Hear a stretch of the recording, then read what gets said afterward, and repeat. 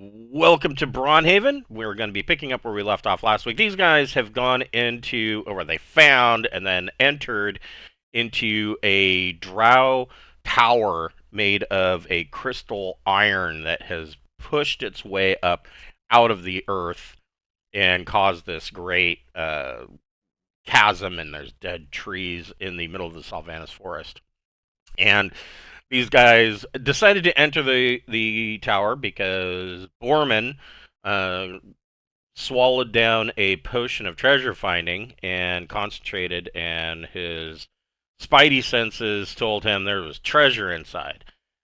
Going inside, they ran into a bunch of Drow knights of House Tesserin, the Drow commandant, and then the resulting fight that they got into has basically roused every other level of the tower, and it is turned into this big battle. These guys are actually doing really well, though.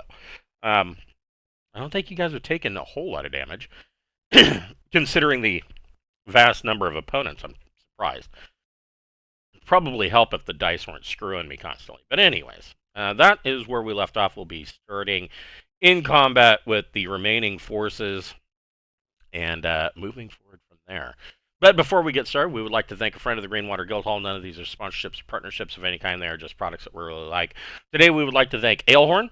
AleHorn makes wonderful Viking-style drinking horns. They are made of oxhorn. They are fantastic, and they have shot glasses. This is one of their shot glasses, and they have all types. They have the tankard style, which is the one that I've got. They also have the typical, the curved drinking horn. They even have stands for it. I think they even have like, if you want to go all out, they've even got the leather holsters that you can put on your belt so that you can put your drinking horn in the holster if you've got the long pointed type. They've even got cups. Yes.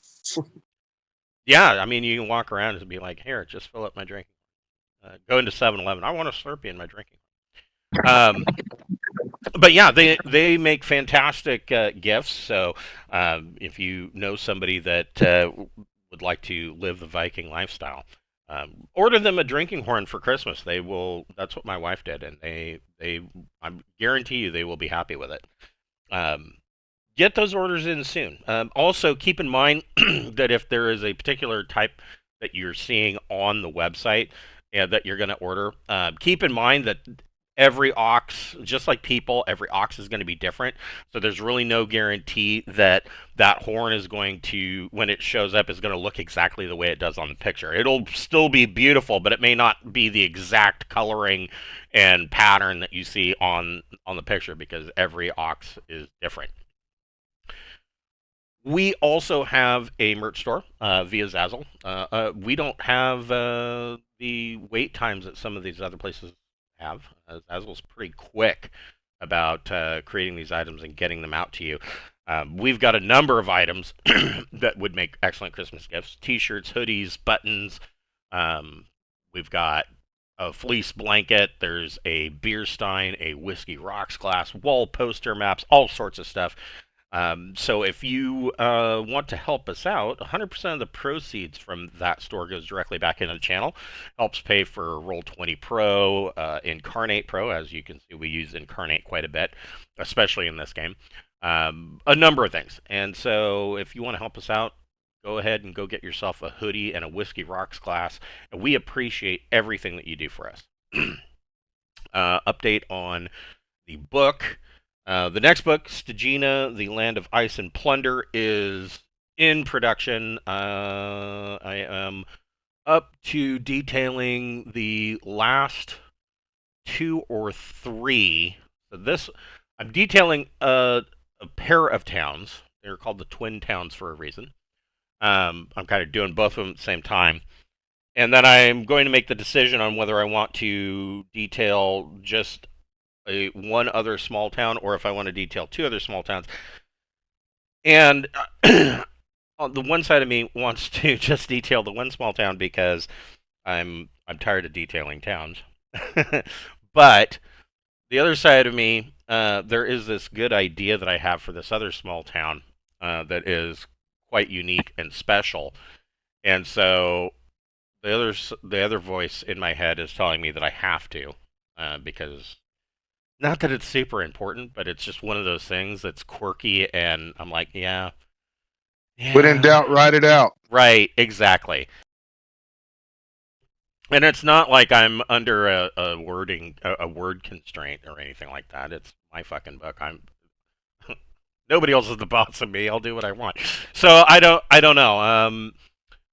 I'll decide how important it is, but it is interesting and quirky, and so it's more than likely going to get in there. And so once those are done, then I can actually move on to writing out the actual campaign. And yeah,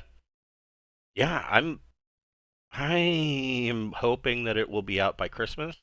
Um, maybe not in time for you to order it for somebody for the holidays if you want to get the print on demand, but it's on its way.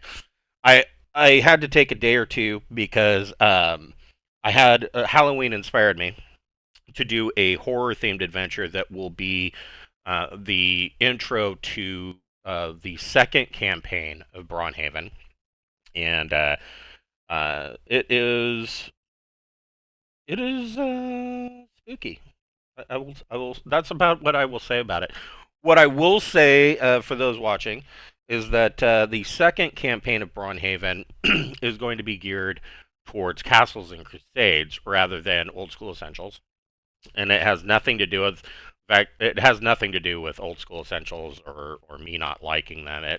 That's not the case at all. I love old school essentials, but I have decided in looking it over that a lot of the house rules that we have added to our game, and for those watching, I know that there are some OSC folks. That's not how you play old school essentials. That's not OSR. Blah, blah. I don't care.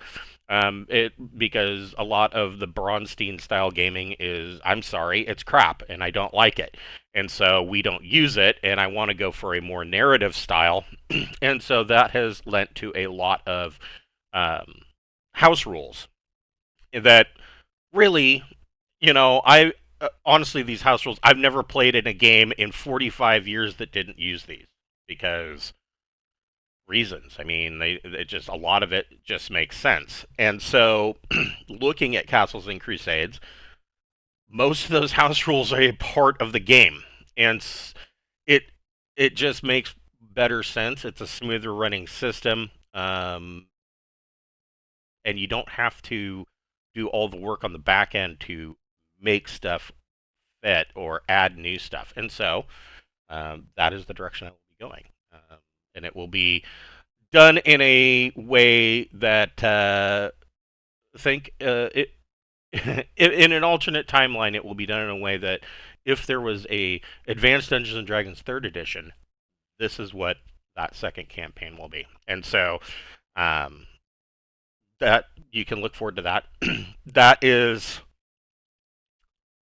I don't have a timeline for when that's going to come out, because in addition to Stagina, there will be two more books to complete the first campaign, and so I don't know. It might be another year before we start seeing that.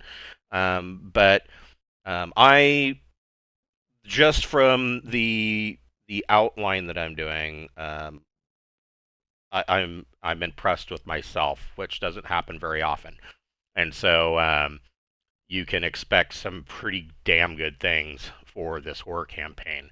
Um, that's all I'll say about it because I don't want to give anything away. So, where we left off, we are still on the ground floor of the tower, and we left off with Peppermint's turn. If you remember, Malachi feared a couple of the knights, and they bravely ran away downstairs. We'll get into what they're doing here in a minute. And it is Peppermint's turn. So, what does Peppermint want to do? I want to know how high this edge on the. So, technically speaking, that outer wall goes all the way floor to ceiling. Because this is I gotta run down. Yeah, this is a central staircase that goes up and down. Oh yeah, I can. Remember, you got double movement. 'cause Yeah, you're all Oh hasted. yeah, we're all wasted. We're all fucked up on things. Yeah, Okay. you're all on messed up. magical meth. Yeah. An attack. High Priestess or Regia. Okay, Vajra, yeah. Okay. Was that find her? I got a soft 20. So that hits. Ooh, I'm pretty sure you're Thaco 19. And he's I'm Taco 17 now. Oh yeah, that definitely hits. Isn't that something with the soul sword when I no wait, that's when I roll a natural 20. Okay. Yeah. So you're using 9 life stealer? Yes. But it doesn't I mean it's a soft 20, not a natural, so just never mind. I shouldn't have found out. Yeah, it's only on a So nat 20. I was looking to see if it had a threat range, and no, it is only on a nat 20. So yeah. okay. So +2, and then my strength modifier is 2, and I rolled 5 damage, so that's 9 altogether. So yeah, it's a +2. So +2 to hit and damage. But she doesn't have to worry about her soul getting sucked out. So Okay, so and it's it was so I got 9 damage on that. gotcha. Okay. Get 2 attacks. Then I can make another attack if he's still kicking. Certainly. 18 to hit, so 22. Yeah, Yeah, that I'll hit. gets it. For max damage, 10. Damn. Mm. Ouch. So Peppermint runs up and does some serious damage to the High Priestess, uh, slashing the. She initially slashes and then comes back in a backhand swing, and kind of marks a big red X on Fajra. The Commandant, who is no longer he's no longer marionetted.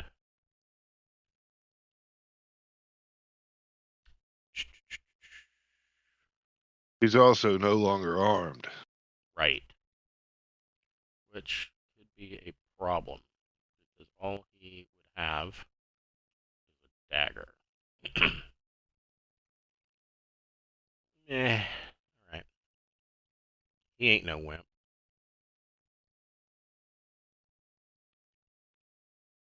He has 20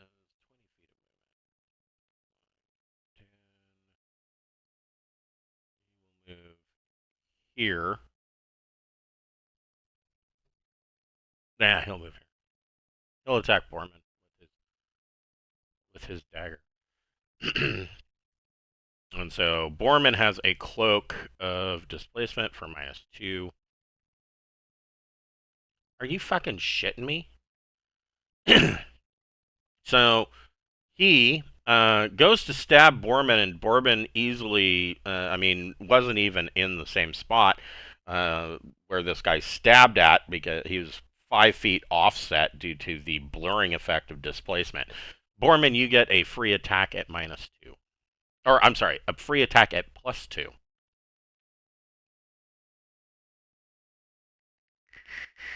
That hits. 20, yeah, that should hit. So this is +2, 7 points of damage.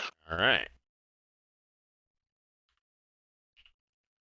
So he kind of slashes, and Borman stabs him in the kidneys as he now realizes that Borman was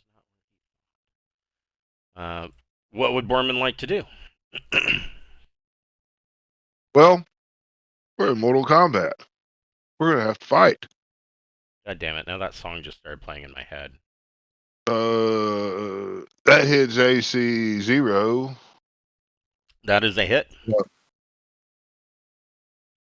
six points of damage. I'm gonna go ahead and swing a second time just for fun. And I hit an AC -3 there, I think. Yeah, that is a hit. 5 points of damage. Oof. Yeah, the commandant's not looking so good.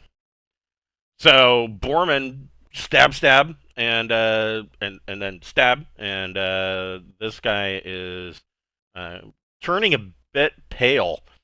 The Drow Ranger is in a fight with both Mavis and Jackson.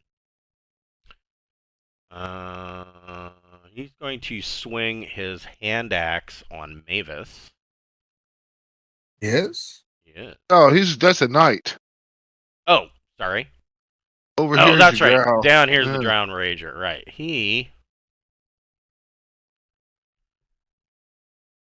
Yeah, there were only 3 rangers. He killed 2 of them. He has 20 feet. 5, 10, 15. Now he will attack.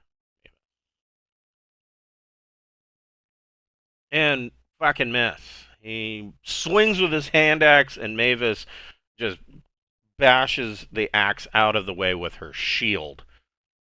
What's Malachi doing? Wait. Well, That is the wrong guy.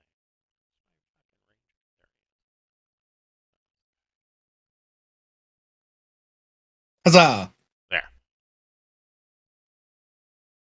so Malachi is going to.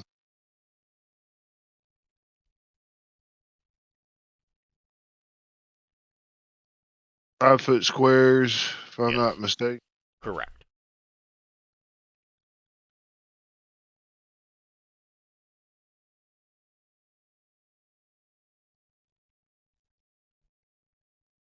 And that cleric is kind of high up there, right? Yes. I think I'm just gonna. I'm gonna move.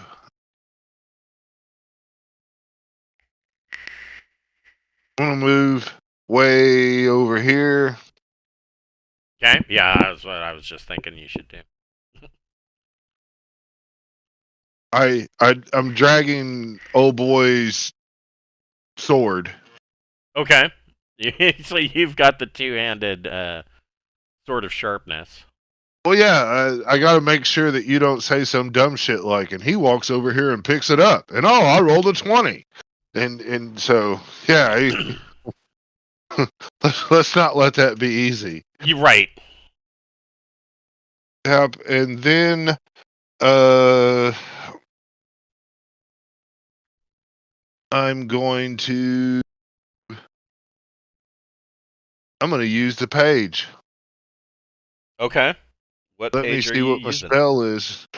I've got to open it up, and I've got a spell and a book, and we're about to figure it out what it is.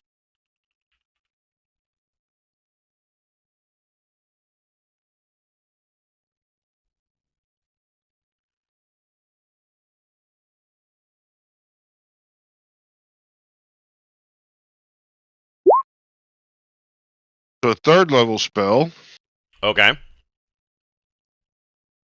and magic user spell.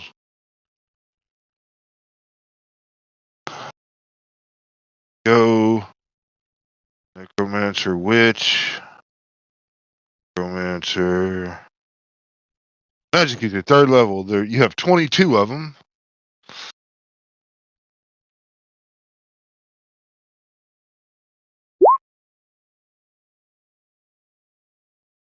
An 11.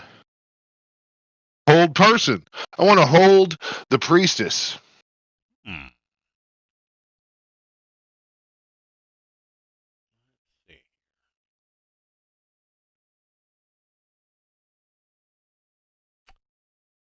Well, she cannot. She does not have. She does not have Dispel Magic prepared, so she cannot do anything other than make a spell save. She has to get a 9 or better, I believe.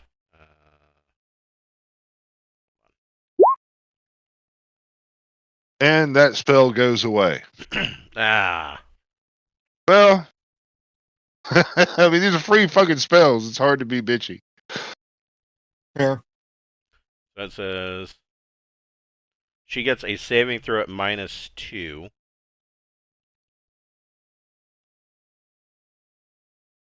Right. Ha! She fails. She is held. We'll give her the fist icon. You're getting the fist, bitch. So the priestess is just suddenly just can't move. Her eyes dart around like, oh shit, but she is frozen in place. Oh wait, no, you can move because you're using the button. Yep, it's a scroll. Laura, what would you like to do? Already, my friends hurt. Borman is taking a couple crits, but I mean, he's okay. Yeah, he took like 2 nat 20s, so. Yeah, he's got 16 points damage, but I mean, Have you been hit with the healing stick today? no, you can touch me with the throbbing rod. Alright. Give you 3 back. 3, hell yeah, Something. hell yeah. It's 3 you didn't have before. All right, Jackson, you've got a Drow Knight in front of you. A Ranger has moved up and swung on Mavis. I guess I'll just take out the knight that's in front of me because that's where he's right there. Like, why not? Yeah, I mean, he is. But I also shout out to Mira to come to me. Okay. I'm terrified after that whole teleportation thing happened. Well, I mean, Fajra is held. Yeah, but I don't know what happened. All I know is that my warp beast got taken away. True. I don't know that she did that. That's true. And she, what? For the sake of role playing, after having my cat burnt to a cinders, I don't want to lose another creature so quickly. Right. So I'm like, Mira, get back here. So actually, before you do that, 3rd level spells don't happen until 5th level. So Fajra is held for 5 turns. So for 50 minutes, she's stuck. So you call Mira, roll a d6.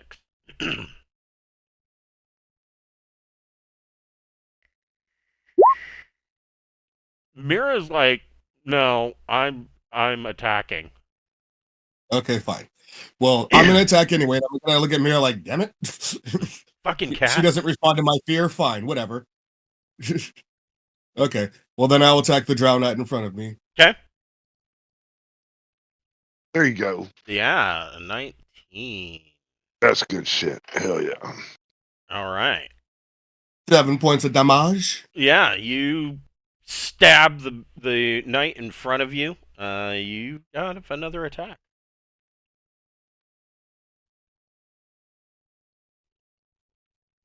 Hit 0. Yeah, that hits. Points of damage. So another 4.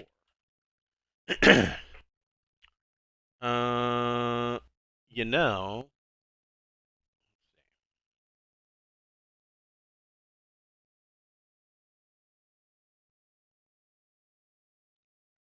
So he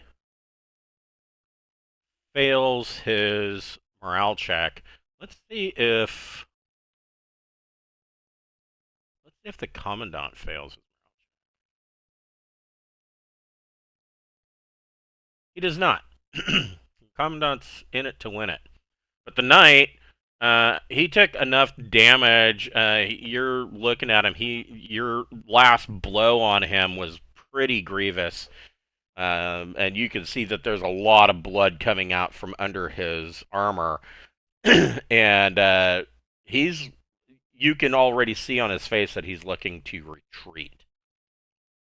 Mavis, what would you like to do? It was the knight that's gonna retreat? Yeah. Okay, maybe not though. I'm gonna hit him.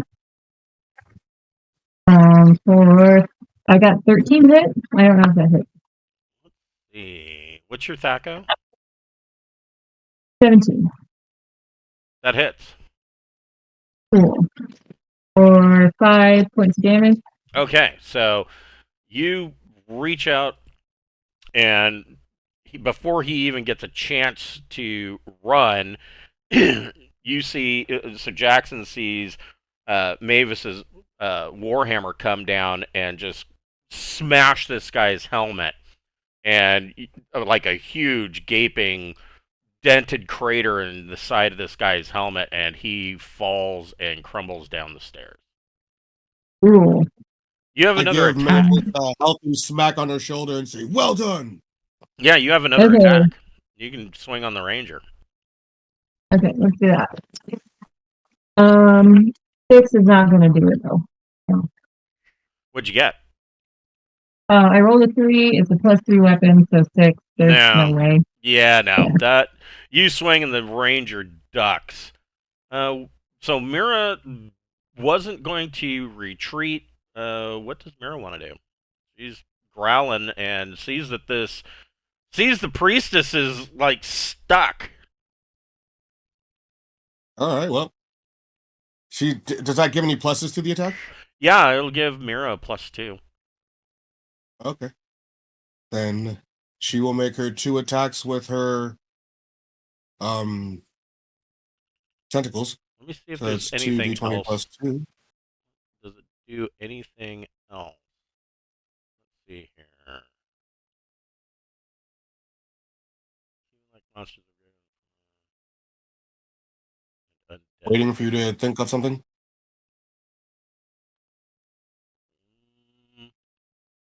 Hold on. Holding. Human-like monsters of greater than 4+1 HD and undead are not affected.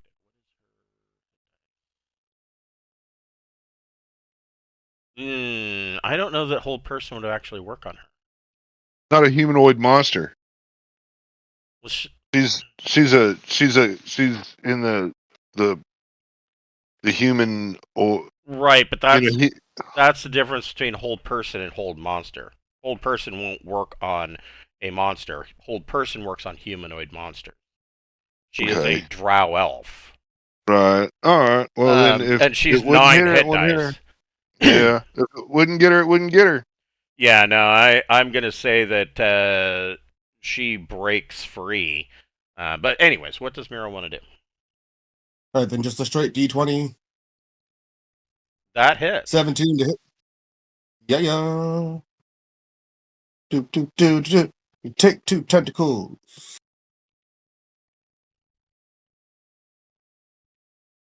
All right. And then I guess the second attack. Unless that kills. Well, hold on. So let's see here. -6. Let me look at Mira. She is low warp beast.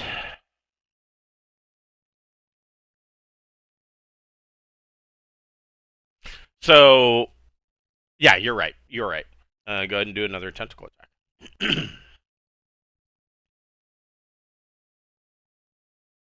13 hit. She is. That go 14. Let's say C1. Yes, that hits. 2. Hit for 2 points of damage. You know.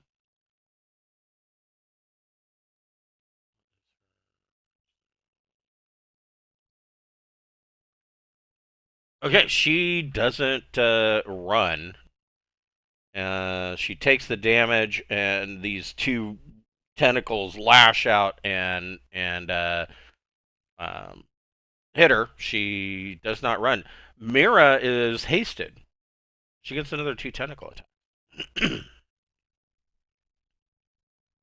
Oh, that's right. I was doing that wrong the whole time. I was in it 1 or today anyway. Nope, sorry, wrong roll. There weren't pluses. Does a 10 or an... The 18 hits. The 10... AC 4. Right? Yeah. They both hit. Hell yeah. Oh, okay. So that's another 6 points of damage. Yeah. And hopefully they're adding up. Mira rips the priestess to shreds. Come to find out, the holding spell did work. You can't tell Malachi any different. Yeah. Oh, hold on. As far as he's concerned, it worked. Yeah. Before we move on.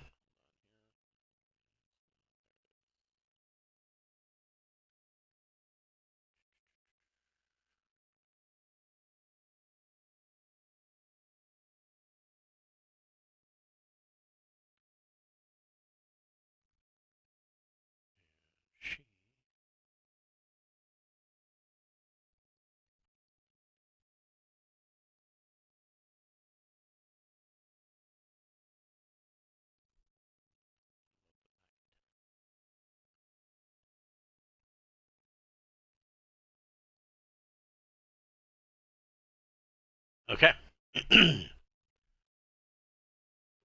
All right. So, yeah, Mira gives a snarky look at Jackson, like, see, I told you I didn't need to run. Mira rips the priestess to shreds. The Drow Knight down here, and of course you guys don't know about this, because you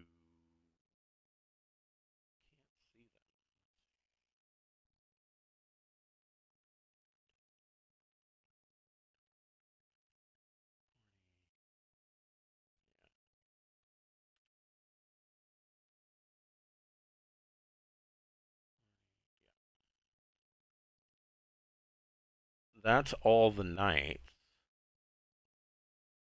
Everybody can roll a d6. If you have the listen ability, you can roll for your listen check. Does Mira get a roll?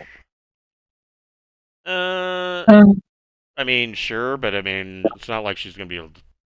I don't know, maybe. Yeah, go ahead and have Mira roll. Yeah, she can communicate. Foreman would hear noise. Okay. Because he gets a 4. Yeah. I got 6, 5, and 2. 6, 5, and 2 doesn't get it. Wait, maybe it does. Who got the 2? Oh, Laura. I don't think she has any. So Laura does not get it. But Borman, you from below, you hear the sound of some. Oh wait.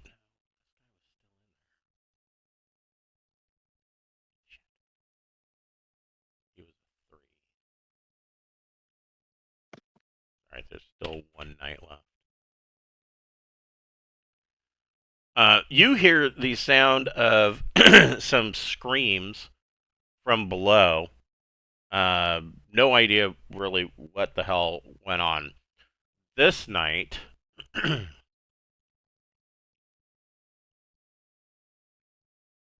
5, 10, he's at the top of the stairs, and he will swing on Jackson with his sword. That's probably going to hit. Let's see here. Yeah, well, maybe not. Let's see. He hits AC 0. Not gonna do it. All right. He swings, narrowly missing Jackson. What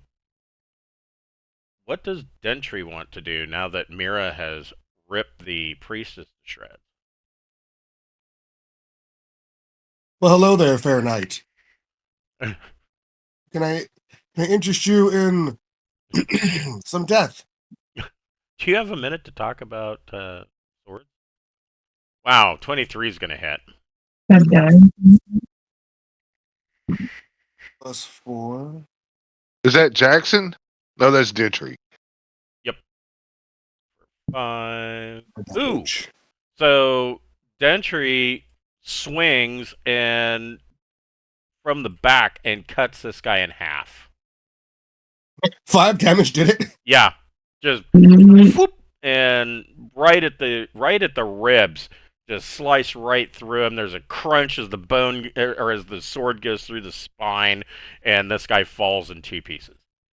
Remember, he fell down there. He took a fireball. Oh, right. Yeah, he took a fireball to the face. Yeah, he was kind of juicy when he came up. he's had a bad day. We'll move on to the ranger and go. There's only one ranger that counts, and that's Jackson L. Samuel. You're a fake ranger. Go Power Rangers. And then I will ask him if he's interested in death. Does a 15 hit with Thaco 14? Oh, probably. Yes, it does. Ouch.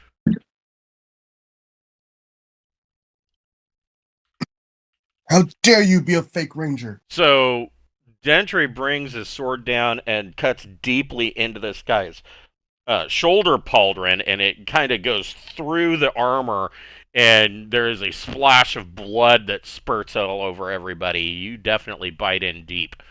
In fact,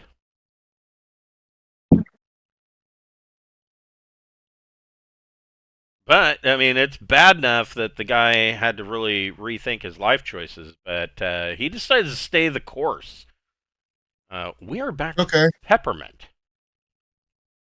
Okay, I'm gonna turn 1-2 around. punch, 1-2 punch. Attack the commandant. Okay.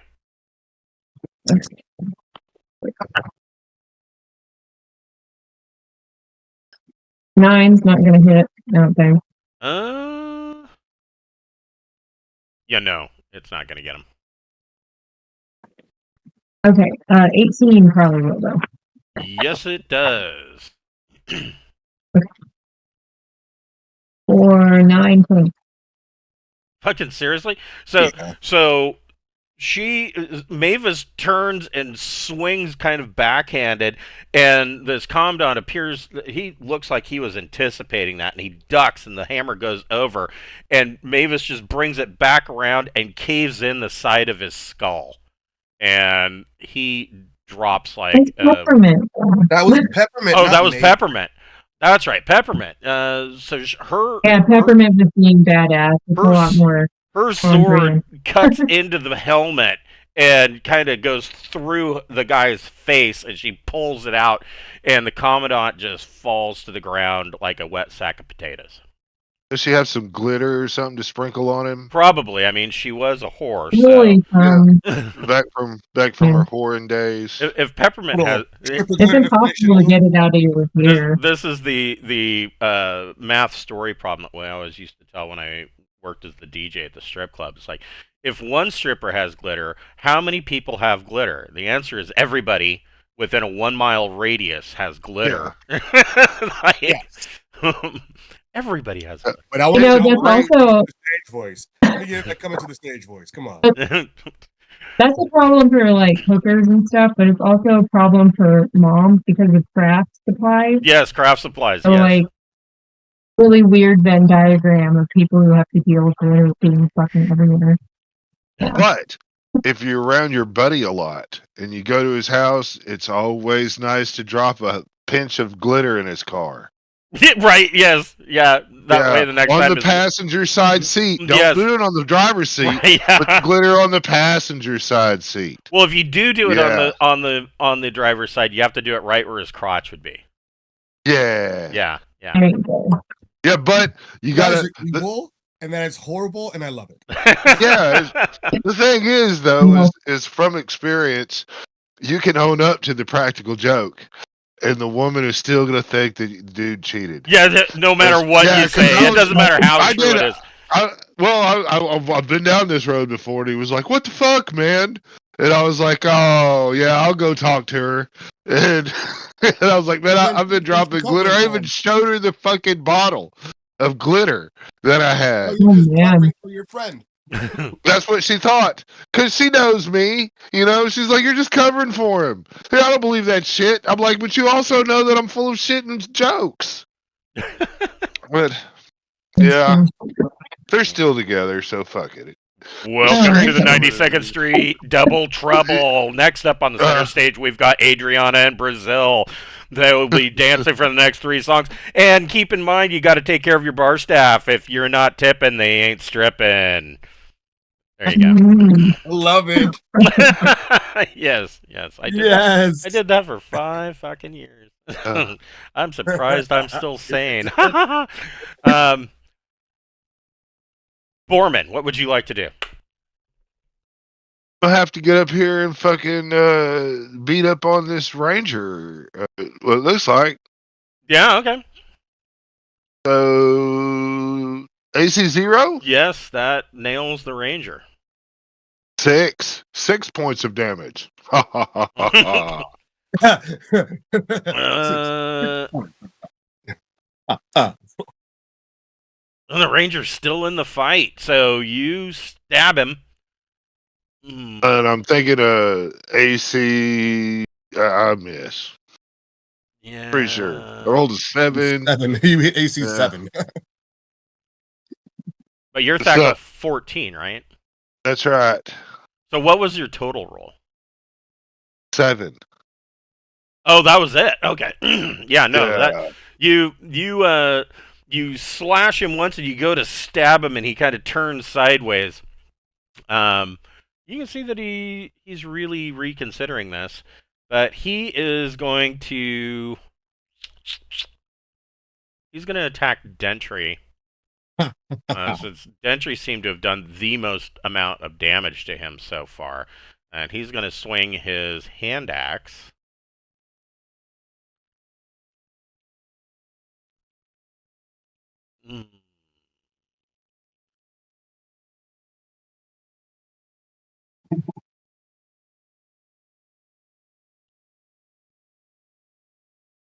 He hits AC 0. I missed him with my Venger.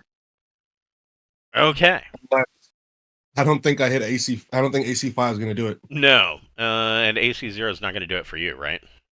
Mm-mm. So he swings and misses. You swing with the Venger and miss. There's a slap fight going on. Malachi, what are you doing? I'm going to cast Magic Missile and give him 13 points of damage. Well, okay. A magic missile slams into this guy's chest. 3 of them. Yeah. And this guy goes down. Oh, yeah, he goes down. You guys are finally out of combat. Excellent. There were screams down there. Yeah, you heard some screams down below. You know that Borman knows that there is treasure in here. We're definitely going to do the treasure before going anywhere else, because, I mean, duh. I would think so. I mean, if we get teleported to some distant land and we're in a new adventure, we should at least have the treasure with us. Right. So, what is this? It is a weapons rack. The weapons rack, Dentry, of course, checks the weapons rack. There's a lot of swords, hand axes, and bows, but there's nothing fantastic about anything. Short bows, regular swords, and hand axes. But aside from that, nothing else. The chest is locked. I'll look for traps before I should find traps, but I did not unlock it. There are no traps. The chest, though, remains locked until Borman can gain another level. It's time for the chimey chime. But, well, that's an option, too. Oh, dude's probably got a key on the Commandant. I was looking to see if Peppermint can pick locks. She cannot. She can pick pockets though. Yeah. So yeah, I mean, yeah, you can check the commandant. Going rifling through his pockets, you do find a key, and you are able to unlock the chest. And we always do things backwards. well, inside the chest there is my calculator. There is 500 gold pieces. 500 gold pieces.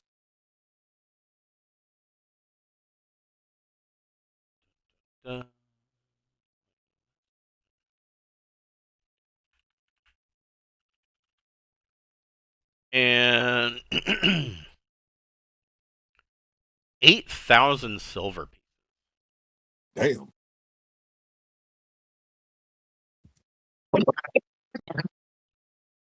You're gonna open up our little teleportation and drop off some stuff because we got a lot We of can stuff do to that. Yeah, you can look through the mirror and have a meal while we're at it. Or maybe we Yep. should wait on that.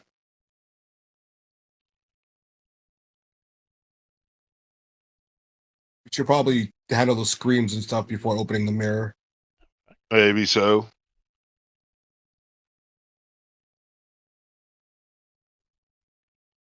It equals downtime. So, yeah, you can open the mirror, and are you wanting to step through the mirror and go have a meal? And Not yet. We're gonna deal with the screams. okay. Yeah, it does seem kind of urgent. What else? Is there anything else in here of interest? Not really. I have a stupid idea that I want to try. Everybody can Screams roll. were down. I'm sorry. What was that? Screams were down, right? So the stairs go down Yeah, and up. council. But the screams came from down? Yes. Okay. I'm gonna go ahead and Every ask Dentry to help me, and we're gonna throw the chest down the stairs before we start heading down. okay. Everybody And can. you just hope if something's coming up, it'll. Everybody except Mira can roll a d6. 555. Wow. Got a 3 and a 2. So who got the 2? Malachi. Okay. But if this is hear noise, Mormon would hear it with No. 4 or less. No, So not hearing noise. 5 and a 4. Didn't notice whatever it was. So Malachi on this table in here, Malachi finds a hand-drawn map on parchment, and it appears to be well, it's more of like a bunch of scribbles, really. And you see that there are areas of the map that have been drawn before that have been kind of scratched out and redrawn and scratched out and redrawn. It appears that the commandant was having his rangers go out and try to essentially survey the surrounding forest and was having some issues. But you do, on this most recent map, you do see that there is a mark on the map to the north, and that appears to be a large city, and the commandant was apparently planning some kind of invasion there. Oh, wow. yeah. We stopped that just by, I don't know, walking around and being jerks. Yeah. Cool. We'll take that map with us though to show the elves in the sound what we've stopped. Okay. Yeah, we can brag about it that way. So everybody's going downstairs, I take it? Well, first we want to disarm that scythe trap right there on the stairs. Okay, yeah, that's a good idea. So shouldn't have a problem with that. Yeah, so you disarm the trap. What you guys are in need of at this point, though, is a 10-minute break. Oh, well then we can open the mirror and get some food. Yes, you can. I will transfer stuff over to the thing. There you go. We have 2 cooks now. We have a dessert cook and a meal cook. Yeah.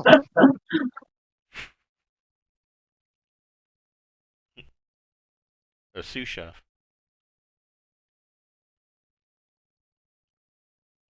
Do you want me to keep any gold or platinum or anything back in case we want to buy stuff in the near future, or just leave it and we can grab it as we need it? I think we could grab it as we need it. We might fuck around and get another big stash of loot.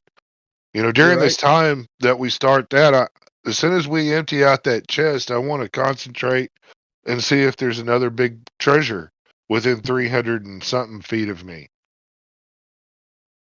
Yes. Give me 1 second while you were transferring stuff. I'll be right back.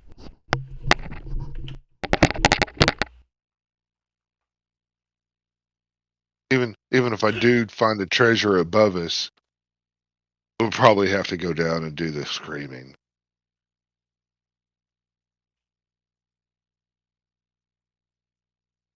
So Gotta deal with peaceful. the screaming. Yeah, down in the basement. I was wishing there was a door or something in that. Maybe down at the end of the hallway, or a door or something. I don't know. You didn't check the statue out. Not really. No. Statues like to hide things.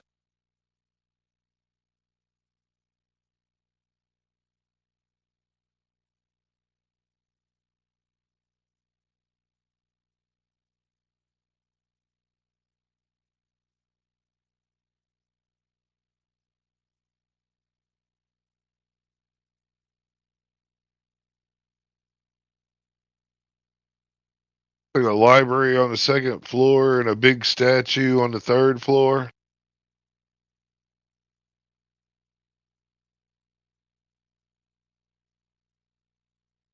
Are you doing the metagaming? I'm just looking at the map. I mean, we're going to go look at all that shit, whether I did that or not. True. Yeah.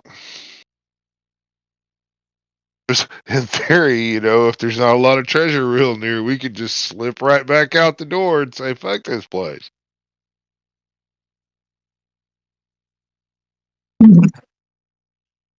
Like, does your treasure sense tell you how much treasure around, or does it just say that there's treasure in that general direction? Man, I ping on the biggest treasure within 300 and I think it's 60 feet. Oh, and the I can biggest tell one. that. Yeah. So was that chest the biggest treasure? That was my original ping, I think. Yes. I think it was.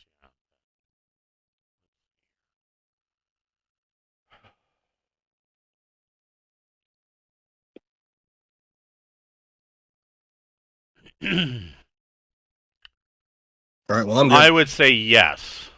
Because I would say that potion is going to point you towards cashy money. So it's not, the potion's probably not going to point you towards magical stuff because you don't get any XP value from magical stuff.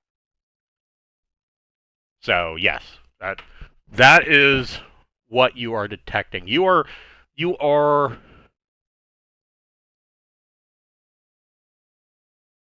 detecting some magical treasure upstairs, but it's not nearly as large as what was in the chest.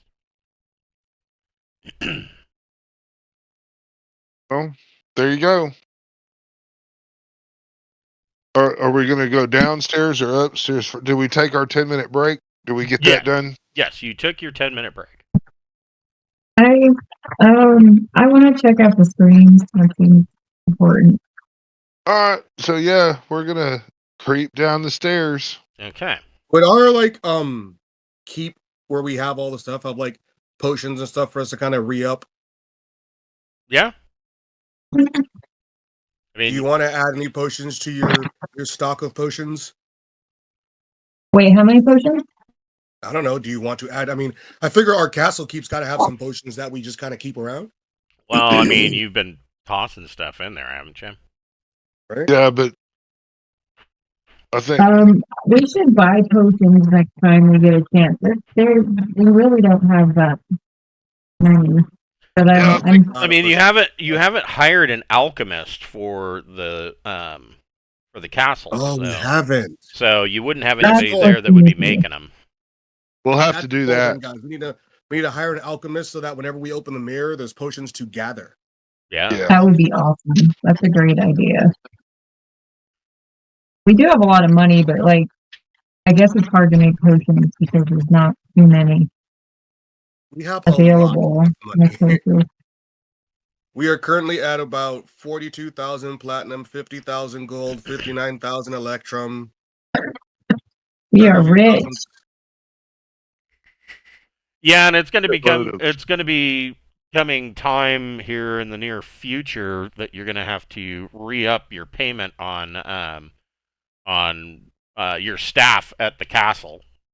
So some of that money will get spent, but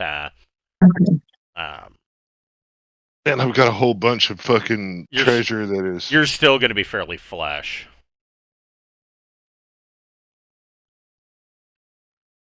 So moving downstairs, this basement, very rough stone walls. And did we throw the chest down? Yes, and it clattered and crashed to the bottom of the stairs. That was fun. And that was about it. But you and of course there are various mangled bodies at the bottom of the stairs. One that's been sliced completely in half. And you come down here and you see that the downstairs this iron crystal grows kind of starting at the 10-foot ceiling. And everything below that is this rough stone, and the rough stone walls kind of grows up and turns into this crystal iron that the tower is made out of. And and even the rough stone walls seem like they were grown out of the ground. And in addition to all the bodies at the bottom of the stairs, over here you can see that there is a passage of this rough cut stone that goes deep down into the dark earth. It's a steep incline, and this passage is filled with a greenish, foggy mist that hangs in the air, and these two drow knights are laying on the floor dead. Is it okay? Is it clear how they died, or was that so long ago? It's kind of hard to tell. These are the two knights that Malachi cast fear on, okay. and they ran away, and they're just laying here dead.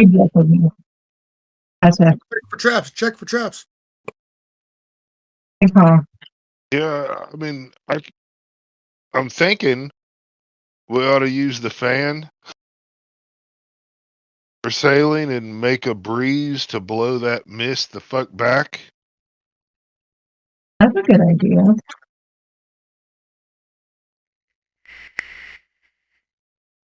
Where is that? Do I have that? I think it's in the bag of shit. Okay, good. The bag of shit.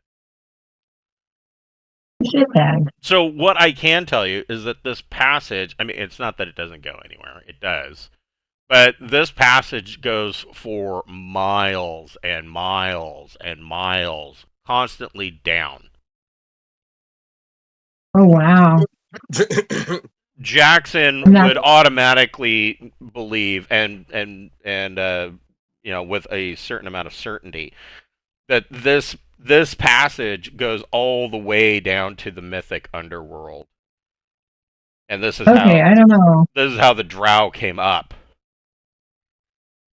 He's not sure about what sorcery caused the tower, but this is definitely where the Drow came up. I could use the blasting horn to try and collapse it if you guys want. Yep, sounds like a great idea to me. Okay. So yeah, you use the Horn of Blasting, and this passage caves in on itself. It just collapses and seals itself off. But And I guess so. The screams were the feared guys, like dying of fear or something, probably, or from the mist. They died from the mist. Okay. Oh, and I forgot. Hold on. There was more. There was actually some more treasure.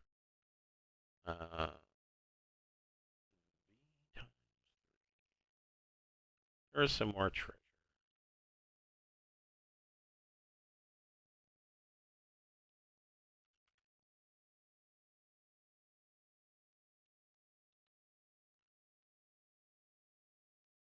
One, two, three, 4, 5, 6, 7. We got 7 percentage rolls. Okay. I mean, the first one's got to go to the person that led us to the treasure. There, 93. Nope, nothing. Next roll. 100. No, nothing with 100. Wow. Oh, we're all sucking. Nothing with an 86. 48? Nothing with a 48. Jesus, 65, nothing. 99, Wow. nothing. Last The roll. last one. Oh, that's 2d6. 36. That's Nothing. damn. Okay. So That's how out it of that, you do find the knight's personal treasure of 330 gold pieces. Well, that's something. That's all Yeah. you find out of there. Oh my gosh, that's horrible. Well, we got all that out of the way. But there, I guess but wait, top of the stairs. but wait, there's away. more. Then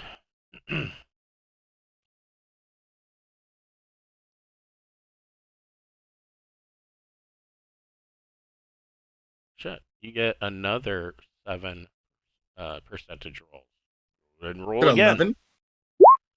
11? Nothing 46. with a 46. Next. Okay. Nothing with a 32. Damn it. Oh, there's one. 5. Gotta be something. Yeah. You say nothing with a 5, I'm jumping through the screen. It's over then. Like, You find oh wait. Here.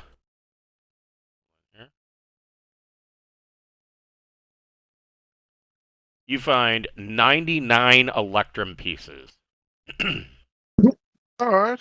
That's something. Yeah. Your turn, sir. Oh, it's mine? Okay. Oh, damn it. 43. Is nothing. Yes. Nice. Yes, 11. is nothing. Oh. 11 is nothing? 11 is nothing. Wow. 18? 18 is nothing. What the The last one then. 60 is 60. nothing. You get one more roll. Oh, well. That's yours, Cameron. Oh, I'm sorry. I'm sorry. An 8. 8. Come on, 8. An 8.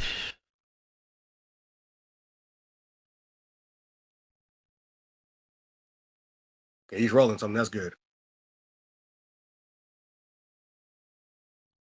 Is 36 gold pieces. 36. Alrighty. Cool. Man, I can't believe an 11 was nothing. And Yeah. an 18 was nothing. Damn. We Yeah, just this- had That's like, okay. yeah. We've been so fortunate so far. It's true. And we still have to go to the upper levels. There could be stuff up there we don't know about yet. Yeah. This, It was pretty. oh, go ahead.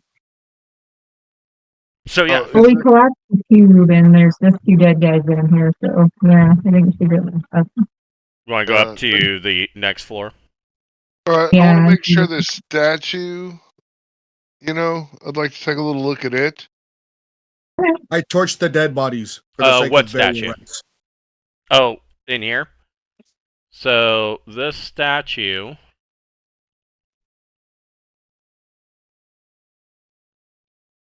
is. So this statue is a short, um, like a statue of a likeness of the high priestess.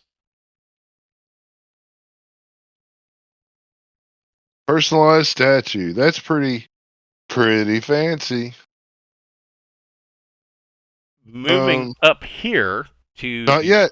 Oh, okay. Oh, nope. I'd like to cast a 2nd level spell on the front door of this place that is called Wizard Lock. Okay, so you are wizard locking the front door. Okay. That's right. So that ought to slow down your fucking wandering monster rolls. Yes. Yes. That's true. That's true. Hey, yes. So up on the 2nd floor, this area initially, I mean, you come up and it's like just a studio or a gallery kind of area. Back in here, you see that this area appears to be some kind of laboratory or wizard sanctum. There is a dim purple lighting, like a incandescent purple glow that just emanates from the ceiling. There's no torches or anything. And you see that there are some bookshelves. Yeah, let's get our nerds in there. Yeah. You do find. Peppermint's a nerd. Is she? I don't know, man, but she's got some fucking good stats. She does, but like, I guess she doesn't care about any of this shit. So you do find the mage's spellbook. Ooh.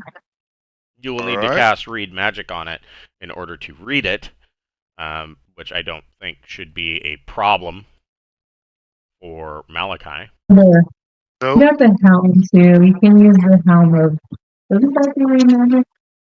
Helm of reading languages and magic. You may borrow it, but be gentle. It Here, can break easy. I will write out what these are.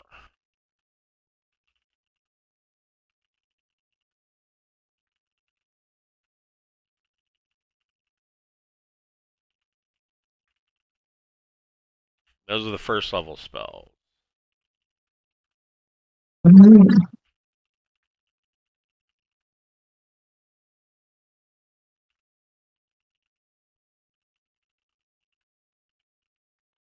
There's 2nd level spells.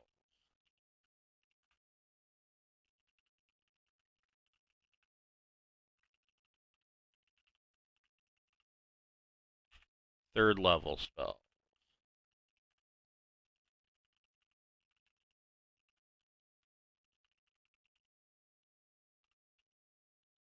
And 4th level spell. Invisible is like a nice little touch because that lets us put the few people that aren't usually invisible.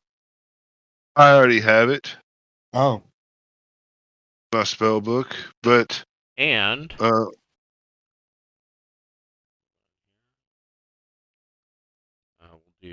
there is one roll on this table. Somebody go ahead and roll percentage.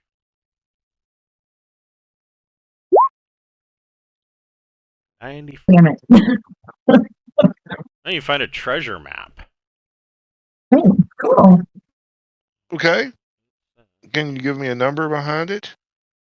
Yes, it is a. Well, maybe.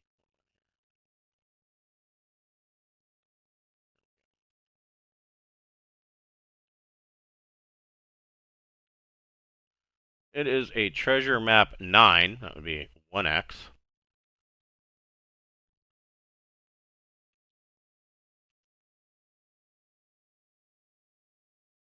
and it points to an area somewhere around the base, outside base of the tower, like in those jagged rocks that were pointed up. You see that this map leads to that area. Oh, I know what'll happen when we leave. When you walk out the front door, it's like, oh, we're gonna look into this rock. But wait, there's more. T.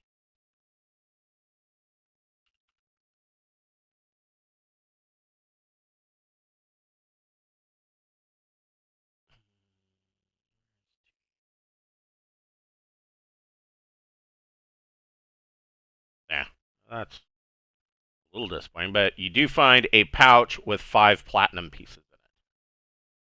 5 platinum.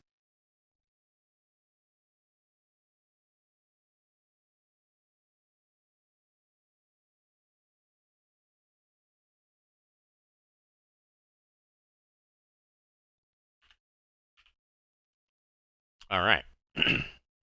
And that's all that's in here. Guess we're gonna continue. Yeah, we're gonna continue on up, right? Okay. So coming to up here,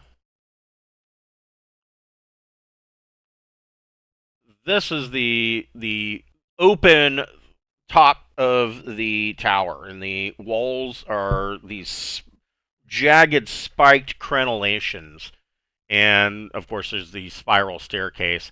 But over here, and actually let me find it. Actually,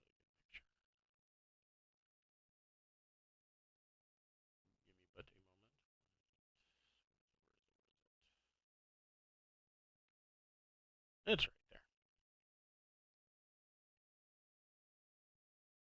Yeah, I love it when shit's easy to find.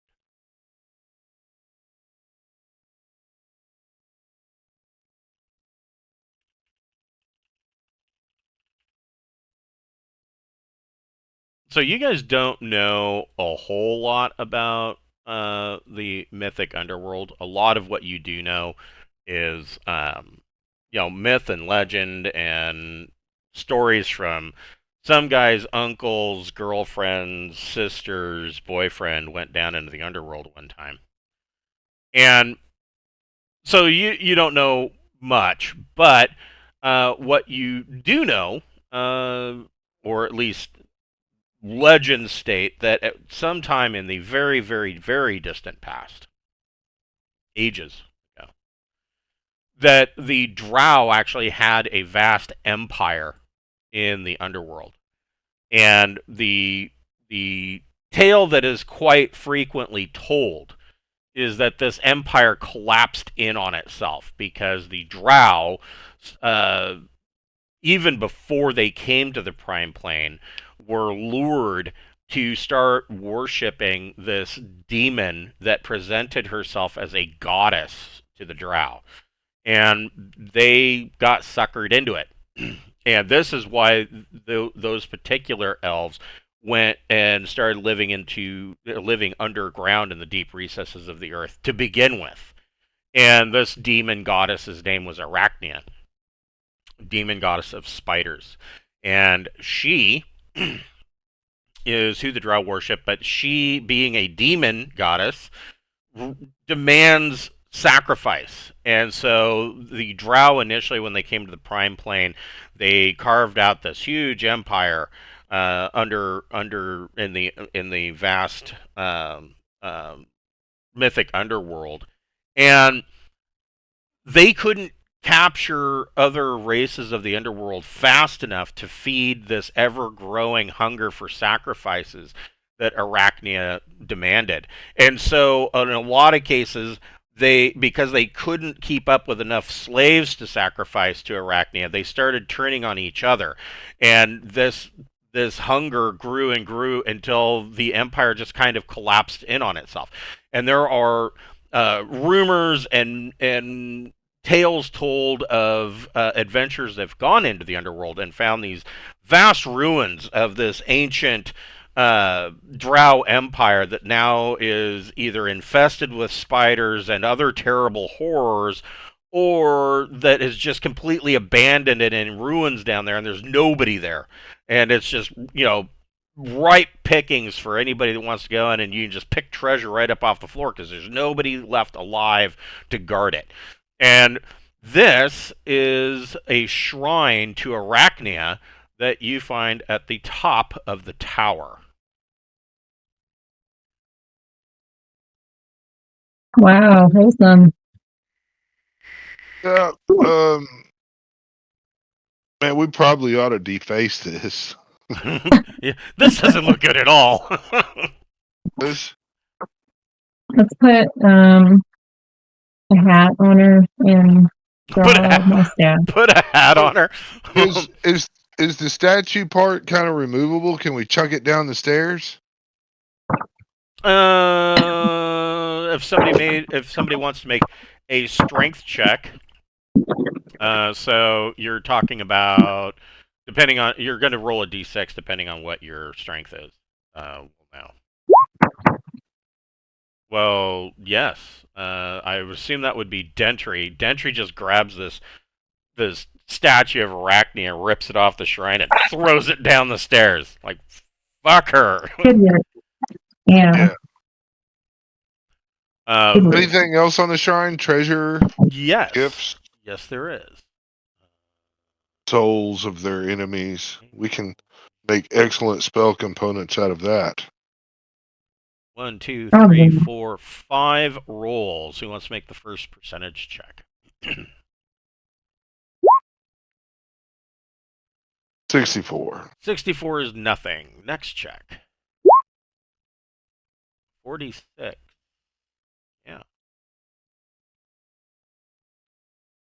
Is 1,000 platinum pieces. Yeah. Not only does Brian have to write, he has to roll too. Yeah, that's true.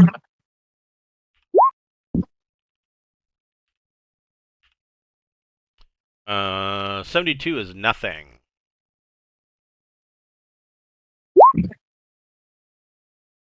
71 is probably not anything. Nope.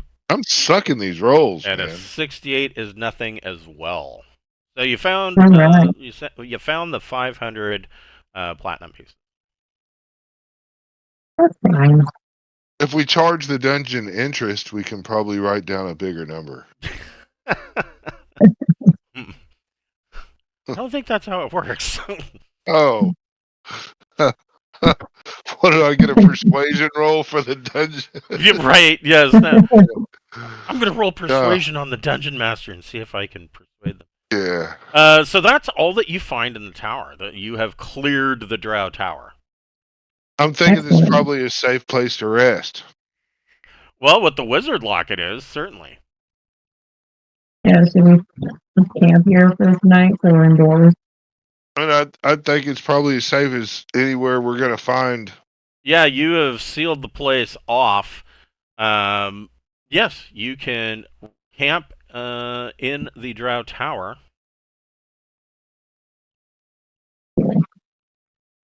And get some rest. Which means that everybody can roll a D. Well, first of all, do you want to cast any healing on anybody? I guess. Yeah, or anybody who hasn't been touched with the throbbing stick of healing. I have, like, let me see, 5, 8 altogether pure light wounds. So whoever needs to. Yeah, Borman could take a couple of them. Okay. So I had asked Stephen Chenault from Castles and Crusades. So in the player's handbook, when you read through that book, you will note that bards, rangers, and paladins are no longer casters in that player's handbook. And I asked him, what the thought process? Why did you remove spellcasting? I'm not saying that I dislike it, because they still get some typical what you would expect of rangers, bards, and paladins in their class abilities, but they don't have any spellcasting abilities. And I asked him about it, and he said that that first of all, if you go to the other book, Adventurer's Backpack, there is rules in there for adding spells back to those classes, and I went and looked it up, and it's even better than that. It's better than just adding to it. They went through and gave specific spell lists for those classes. So the bard is kind of fixed. They don't, unlike in this game in OSC, it never made sense to me that bards cast as druids. That doesn't make any sense. I don't understand. I mean, at no point would a musician or an actor have some kind of innate nature ability, right? Yeah. So yeah, they came up, and it's like a mix of some of the druid spells and a mix of illusionist spells to create the bard list. It's fucking great. And then of course paladins and rangers get their spell list too. And so if you want to add them back in, you can. And he said that the reason that they had removed them, they'd been playing in a second edition AD&D game. And they had been playing in that campaign for a long time. Obviously, they'd been playing a long time. And they had gotten up to like 21st or 22nd level or something like that. And in first and second edition AD&D, it was nothing to have a party of, 8 to 10 characters, right? Or 8 to 10 physical players. And so they sat around and they had noticed, with all the spell casting that everybody was doing, it was bogging the game down. And he said that he and a couple of other guys they calculated one time how many spells the total members of the party could cast in a day before they had to take a long rest and camp for the night. And it came out to something like 180 fucking spells in a day. And he's like, so when we did Castles and Crusades, the first thing we did, we're like, the paladin just doesn't need to cast. They don't get to cast spells until 9th level anyways. They just don't need it. And bards, bards are mostly going to be charming and focusing on their fascination abilities and whatnot. They don't need it. And then rangers, they don't get to cast spells until a high level anyways, or, midway point level anyways, so they don't need it. They've got class abilities that cover this. I can see the point.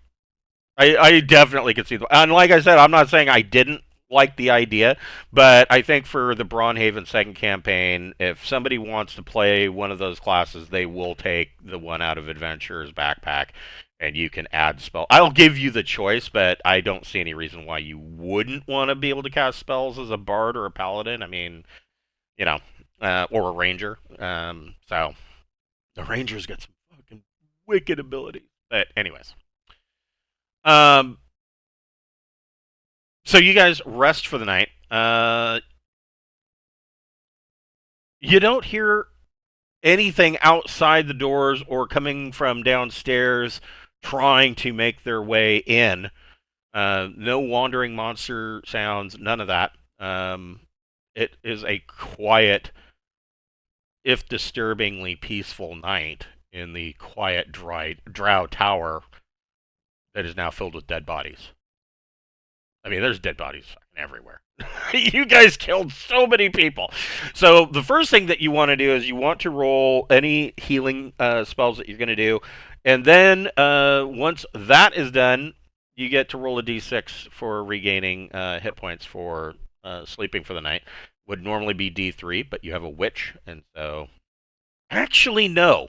It would be D3, and the reason why I'm going to say that is because you are camping inside a tower. There's nothing for her to forage to get the herbs and whatnot that would allow for additional healing. So you get 1d3 return in hit points. Is anybody else hurt, though? Because I think they're all right. I hit Borman pretty hard twice. But then I got the Throbby Healing Rod and then 2 Cure Light Wounds, and then I just picked up another 3. I'm only down 1 hit point now. Okay. So, I don't think I even touched Dentry. Okay. No, and he's upset about it. He said nobody ever touches him. Did Mira get hit? He's muted. Yep.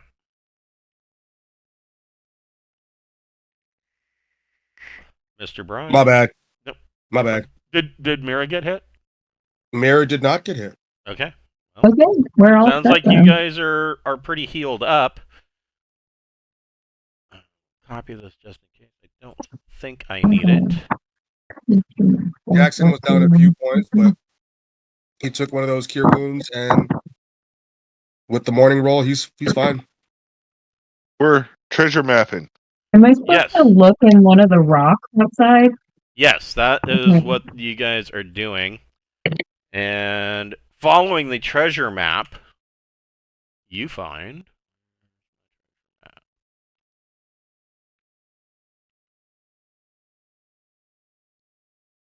you can roll 5d. Somebody can roll 5d6.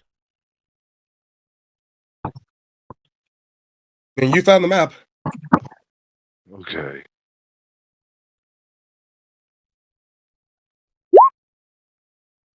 $14. Okay. Holy fuck. Okay.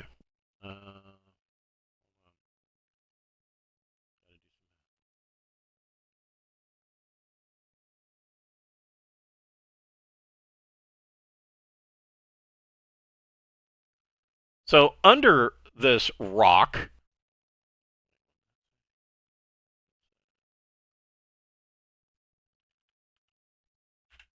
you find like 4 or 5 chests. Oh, wow. Unlocked, but stashed under some of these rocks. In there, you find 14,000 gold pieces. We should just open up the mirror and just carry the chest right on into the vault. Just start dumping. Right. Yeah, really. That's a lot of I would stuff. just transfer that straight to the vault. Yes. Yeah, I mean that's more than you can really carry. Yeah. So yeah. If we're doing that, I'll drop off the other shit at the same time. Yeah. Excellent. Get all that experience right there. We all feel smarter. And then we've got another map that we think would take us to the Elven City. Well, you have a very extremely rough map that, I mean, it's clear that he was sending his Drow Rangers out around the tower, and clearly they were having some problems. But Be right back. Yep. They were clearly having some issues moving through the terrain, but it appears that they were planning a assault on what looks to be. It's hard to tell. It could be a town. It could be a city. You're not sure, but it's towards the middle of the forest. Well, our plan was to keep following the river just to avoid getting lost. I think that'll still probably work out. Is there anything on the map? The map doesn't show the river at all. Oh, wow. Oh, okay. Well, I guess we'll just be on the lookout for features that match the map as we go through. Because if we get there and we're like, hey, by the way, were you having issues with the Drow? Yeah, we took care of that for you. Yeah, I mean, yeah, that is definitely going to work well for you. I'm looking this up.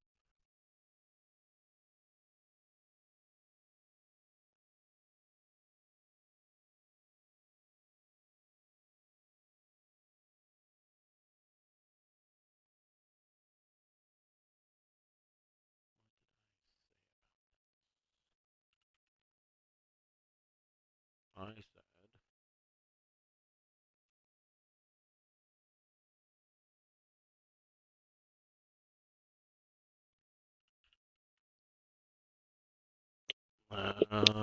Had somebody at the door. Sorry. No worries. Yeah.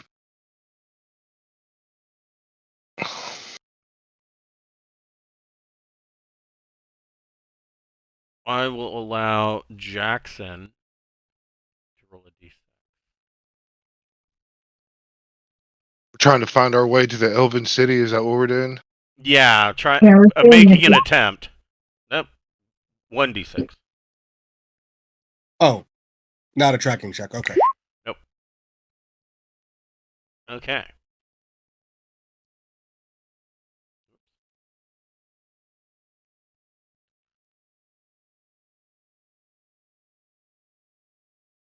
How are you gonna like do a cross stitch or whatever you're doing of a face and all that, and then say you have no artistic ability?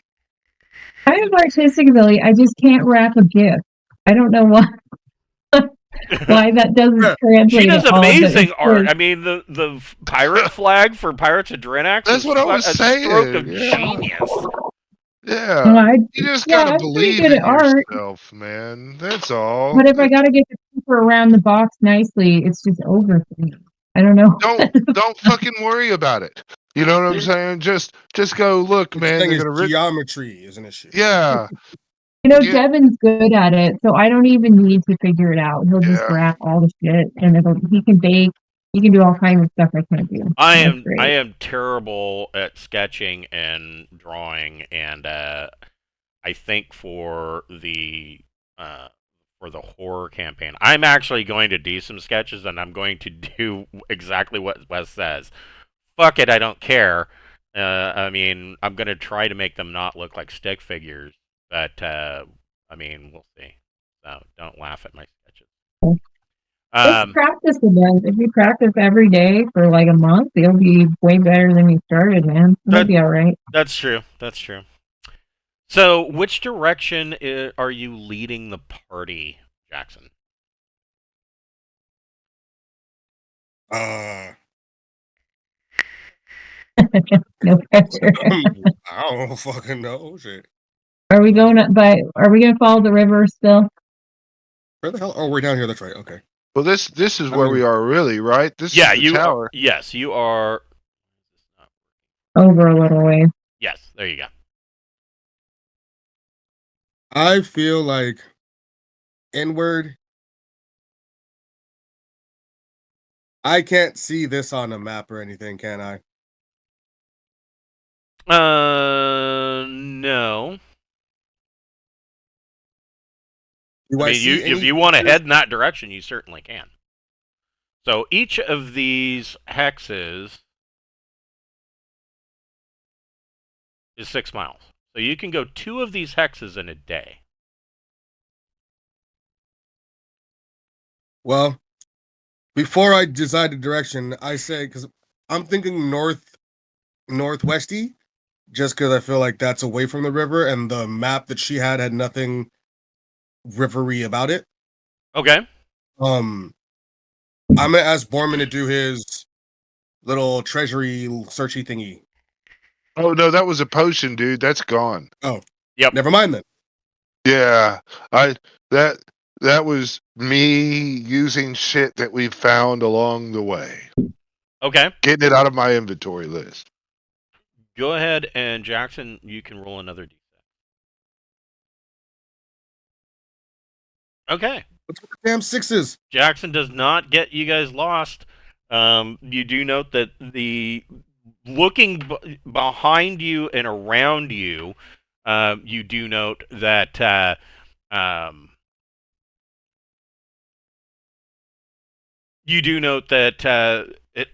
looking behind you, it's very easy for you to get lost. You can't even see the trail from behind you of where you've been. There's no tracks. There's nothing. But I'm surprised we haven't run into any elven parties. We're deep into their woods. that is an interesting question as well. Why you had to say that?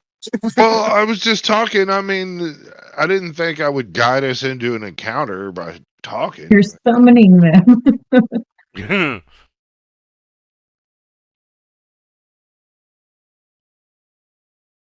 But that was always the story, you know. You come in here, and then there's all of a sudden 50 elves with bows, and nobody heard them coming. So as And you now Well, we know that that's just a bunch of bullshit. They don't act that way. We've been So- walking in these fucking woods for days. yeah, you guys are walking for the better part of the day, trudging what Jackson believes is north by northwest, and he, every once in a while, when he can see through the forest is so dense in most places.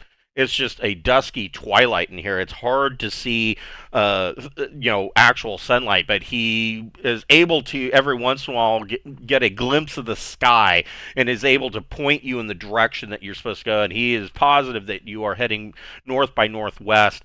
And as you are moving, everybody can roll a d6.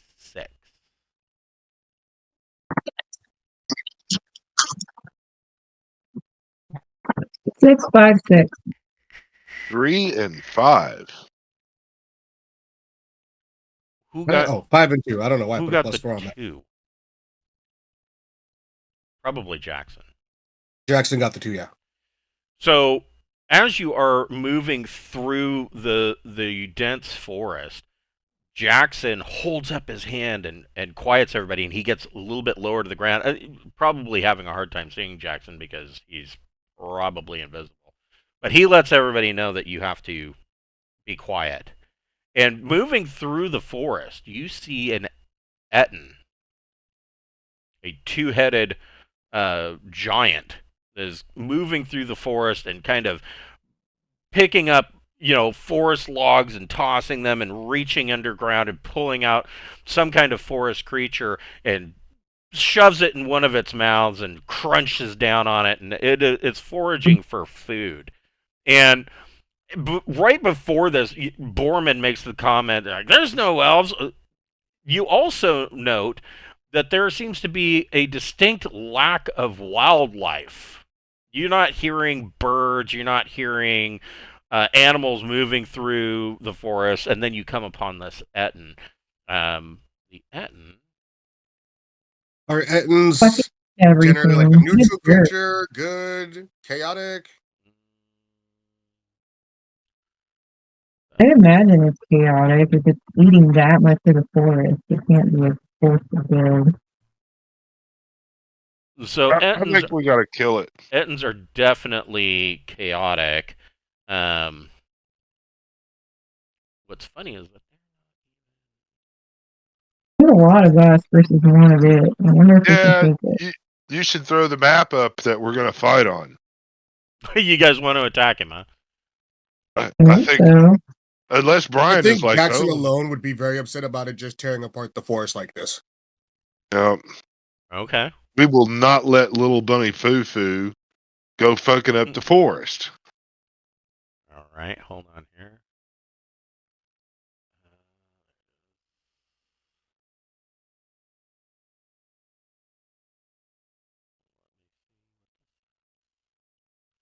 This says rocks fall.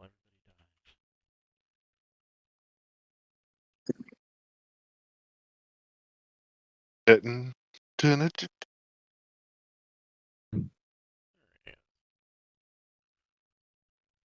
Everybody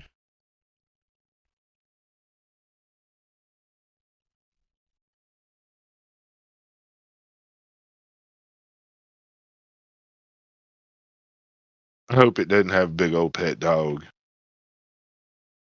It does not. So, let me find a battle map. I think we'll use the tried and true forest battle.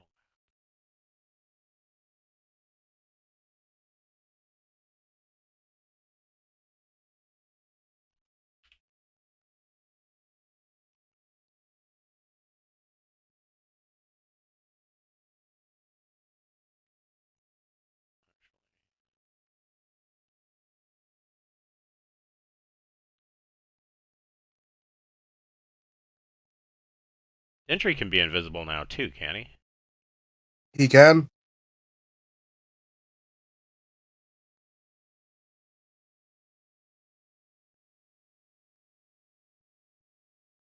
Actually, we all could be invisible if we want to be. I That's just have true. to spend some spell slots.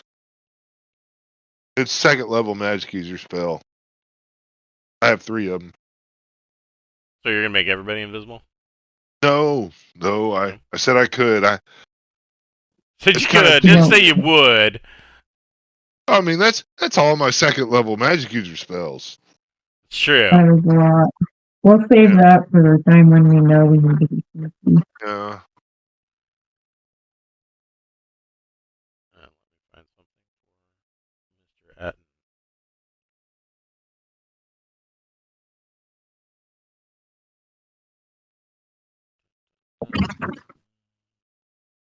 Hey, my thing's working today. Still do. Where'd he go? Needs to be bigger than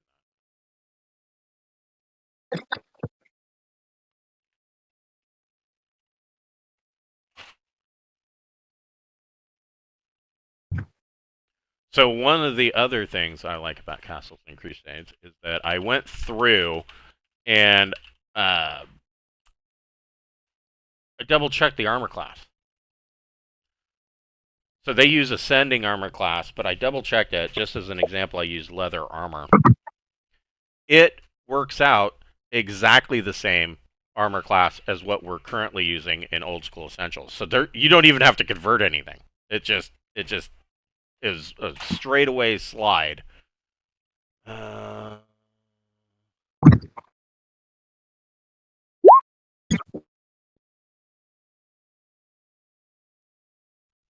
Which is nice.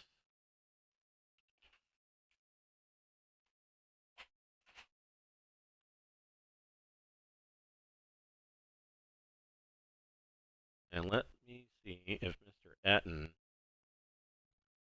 knows.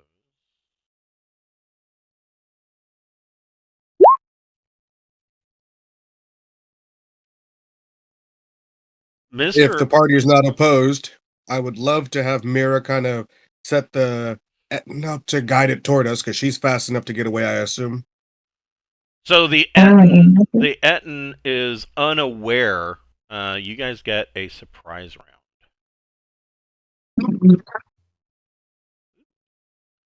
Boy, when his surprise is done, everybody roll initiative.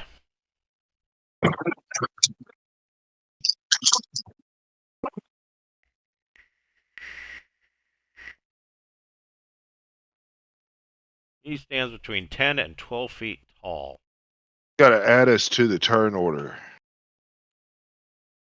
Oh, sorry, I forgot we switched maps and Roll20 is not smart enough to recognize that.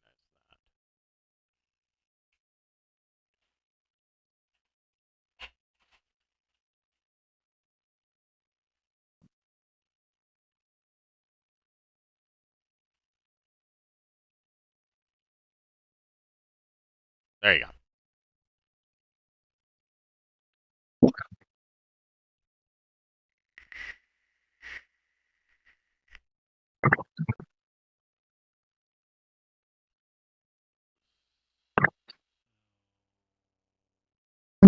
This one.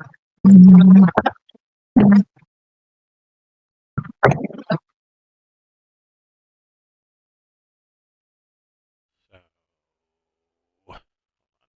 look at something real quick. That means he has.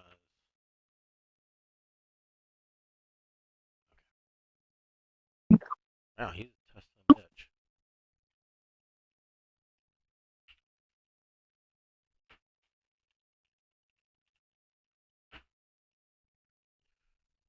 Okay. Are all your inits in? No, sorry. Da, da, da, da. Even when I roll a 6, I get a 5. Since we're only going up against one creature, I have no reason to use the Venger. It's not as useful. And where the hell am I? There I am. Success. Okay. So you note that this Etten is wielding this huge two-handed club. And like I said, this guy's like 12 feet tall. He is filthy.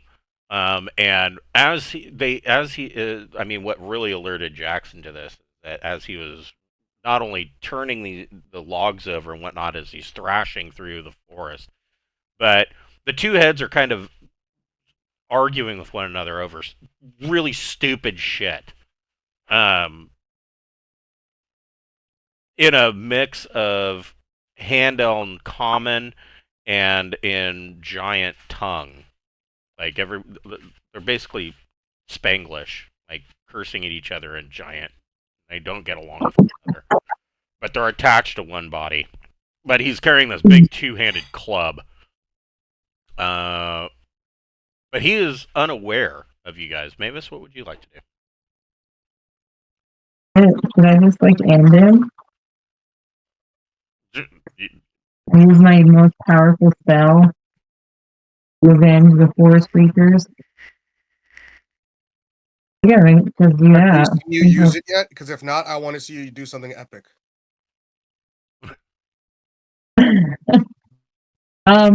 I hate this thing, and it's an affront to goodness. So I'm going to use flame strike on it. Okay. So flame strike. How did I not put flame strike in here? I can look it up this, but Flame strike does all the damage. that's like a 5th level cleric spell, right? My only 5th level spell. Yeah. Okay. I need to get where I can see it though. Column of golden fire, 5-foot radius within 60 feet. I could go that far. Let's see if I can make that. 25, 30, 35, 40. Hey. Yeah, he's 40 feet away, so that you can definitely do that. He gets a save versus spells for half damage. Meaning, let's see, he is 10. He has to get a 10 or better. No, he fails. He's going to eat all the damage. And you just told me how many. I forgot how many. So it is 1d6 per level of the cleric. I am level 8.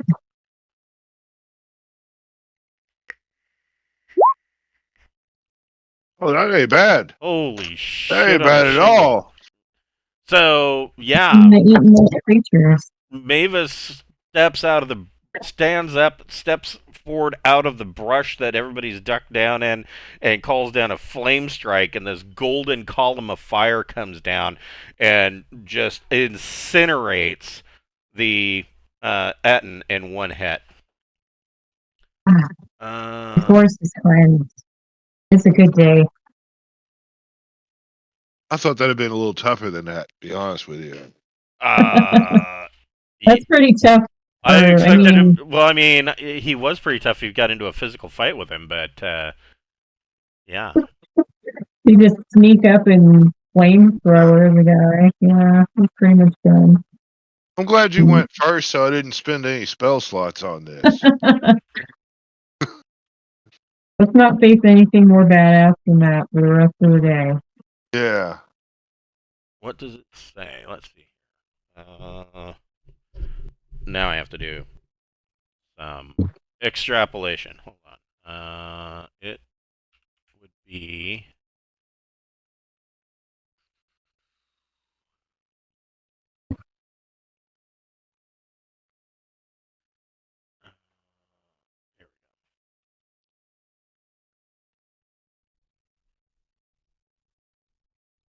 You know, last night in Deep Night Revelation, I Yeah. set up a LARPing thing in the cargo bay. Yes, he did. Yes, he did. There'll be some live action role play in space. That's a good use of time when you're jumping or whatever. Yeah.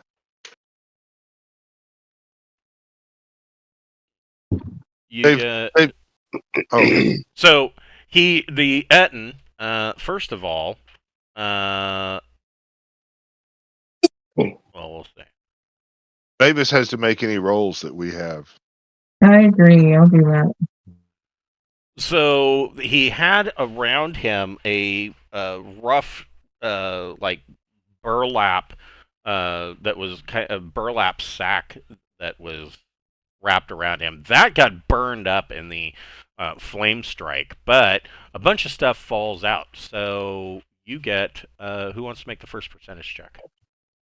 They're all hers. I All think- the rolls are hers. Yeah, I think I'm gonna do them all. Everything. Mavis does everything here. She solo killed it. Yeah, you got Yeah. that. Man. Can't one shot at it and then not have to roll a whole bunch of dice.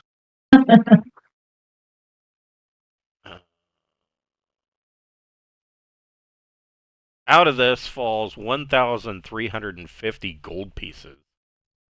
1,350.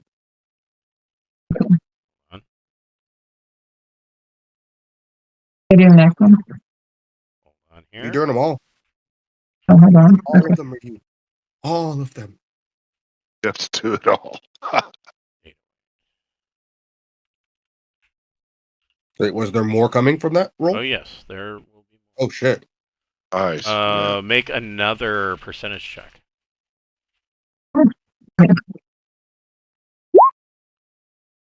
Wow. Okay.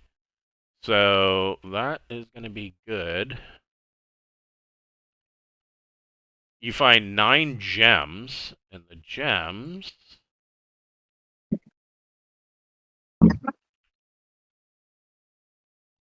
Nine gems worth 500 gold each.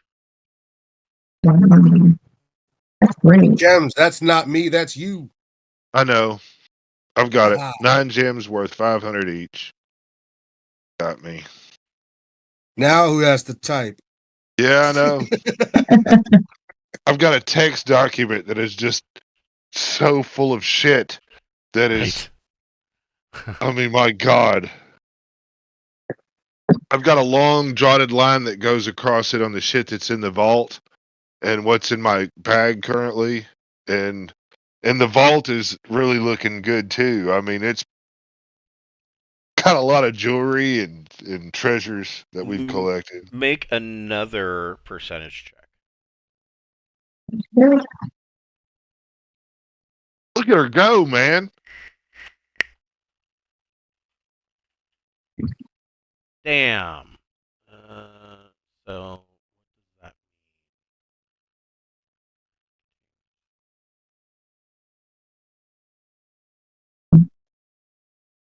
This is better than the mean? fucking level 9 treasure chest we just dug up. Right. Yeah. So maybe. Wasn't that like 14 grand? That was a lot of gold. Table. Oh. You find there was 6 of these.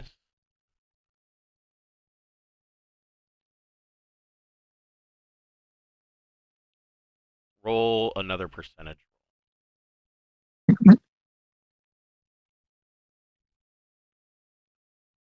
54.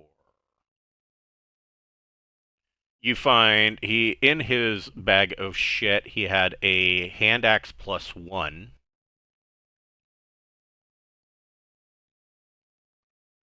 Got it.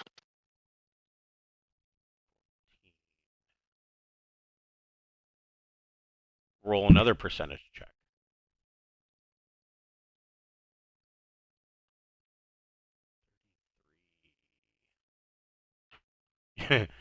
You find a crystal vase.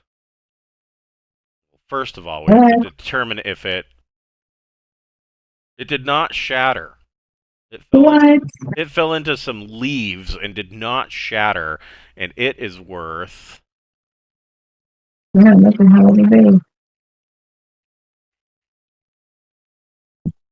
58 gold pieces.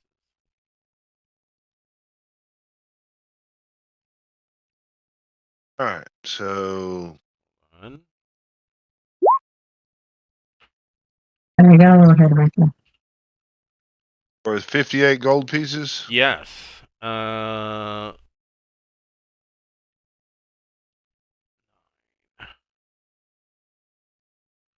another percentage check.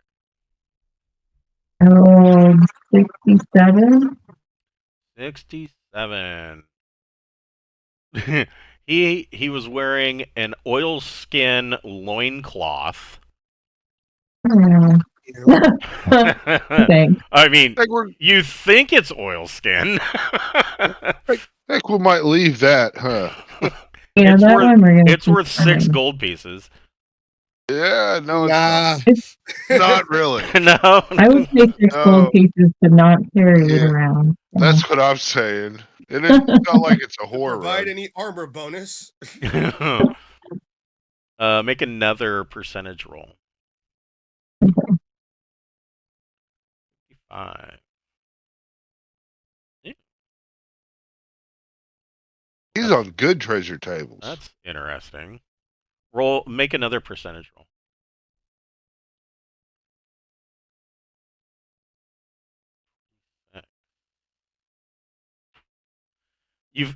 Inside that falls out was a golden harp inset with silver and gemstones worth That's 1,250 gold pieces. mm, Yeah, I'm kind of digging the treasure tables here. How much was that worth again? It was worth 1,250. We should inspect that one for magic. And last roll.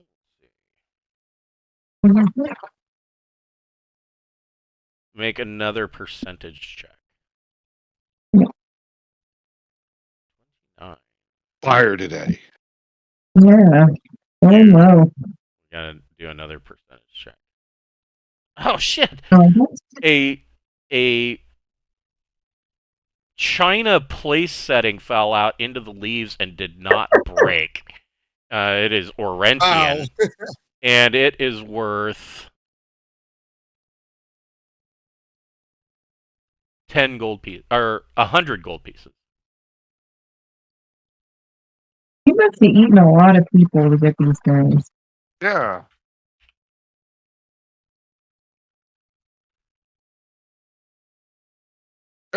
That didn't fucking work shit out of me. Make the final. Well, maybe the final. Make another percentage check. Nothing. Finally. All right.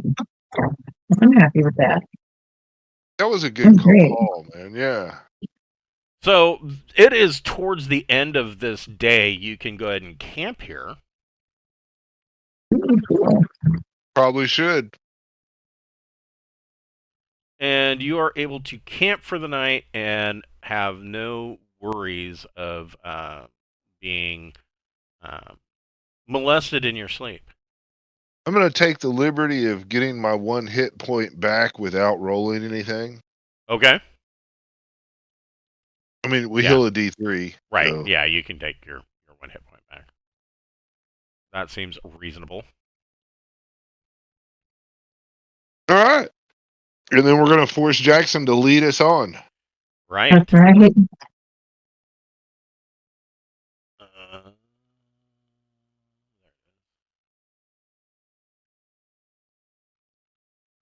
Jackson gets a 4, and sorry, my map is not going to.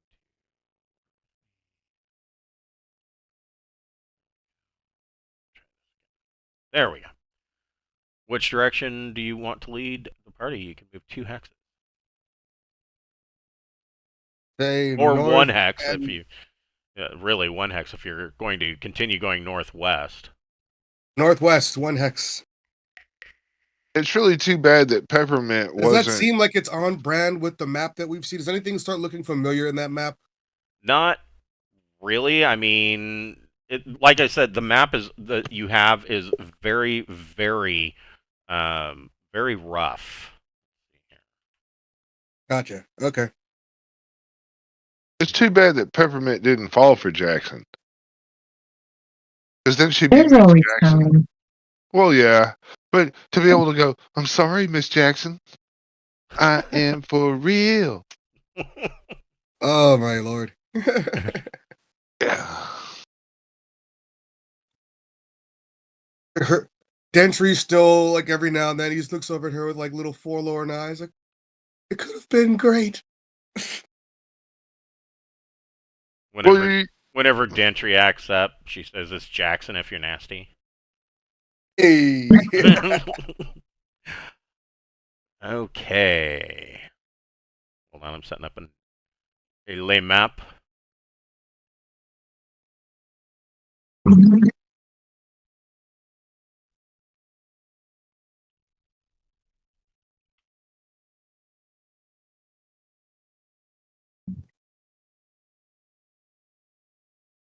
still hadn't seen any Hooray. fucking elves.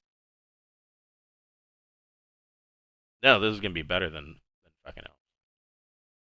Dwarves. No, better than that.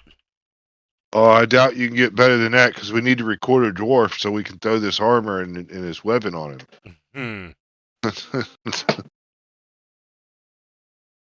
I know. It's racist to feel that way. Probably somewhere.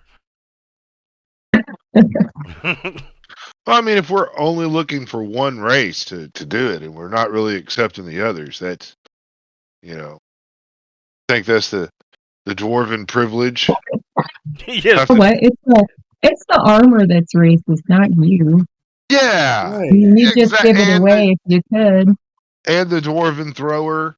I mean, we did Yeah, not. Yeah, we did not create it didn't to ask be for racist. that. Yeah, we didn't ask for that. We would have much rather been happier with humans.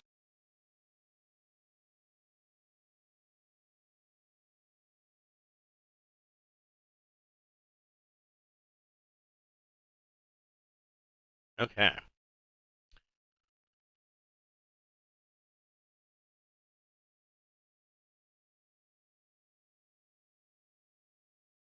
Oh shit! Told you.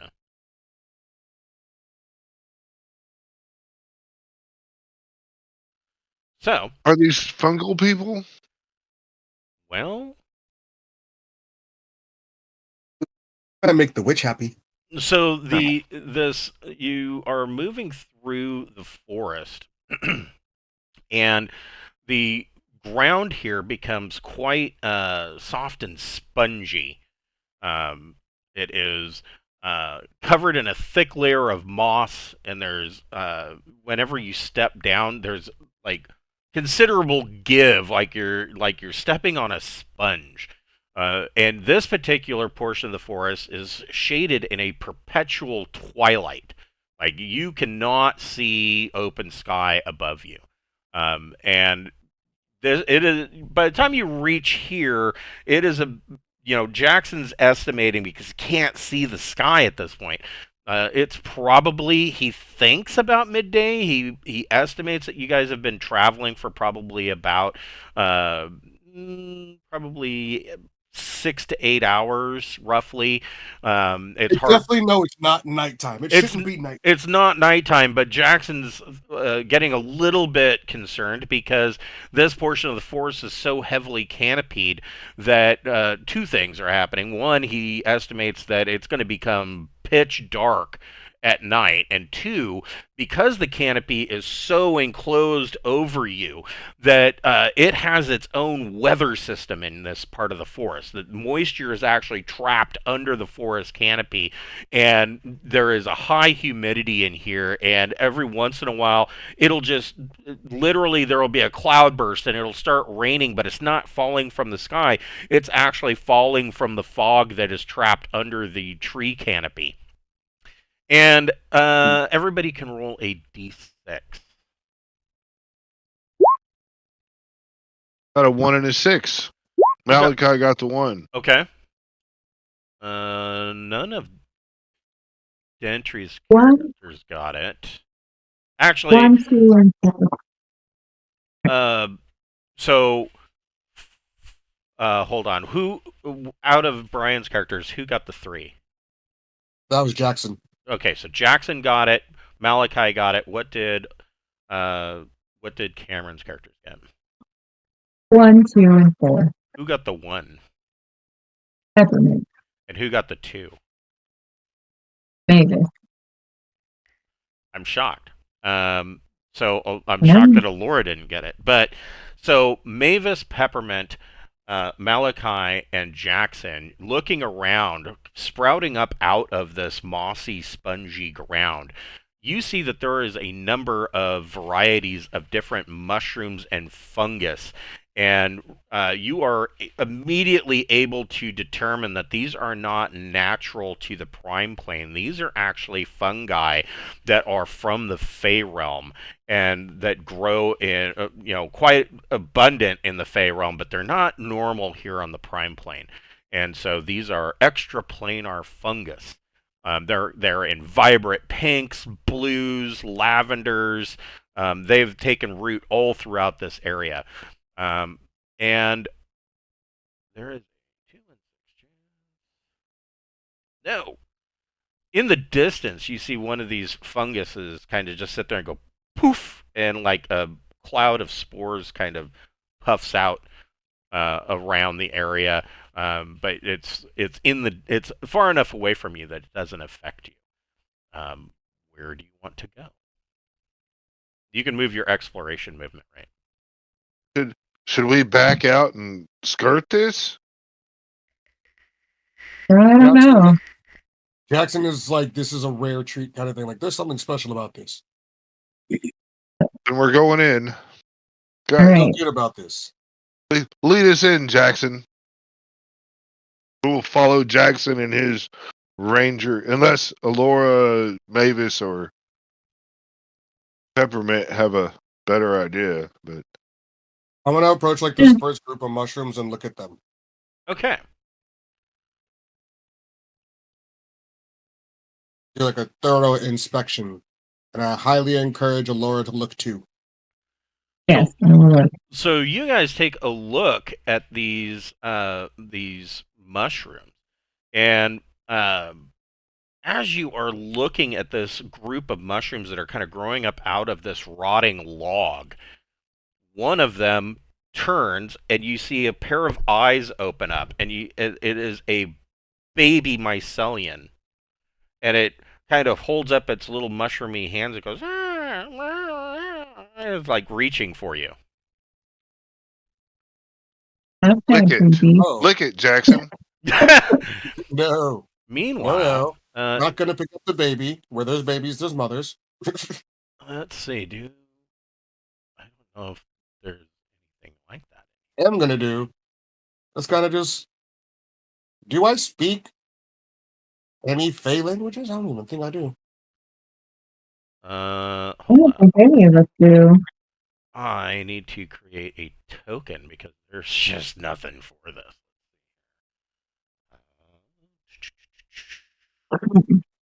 Wait, what's the Fey language? What's the what? The Fey language, I guess. There's mostly it's going to be Elven, but it really depends on which race. But hold on here. Let's see here. Malachi speaks Elven. Mm.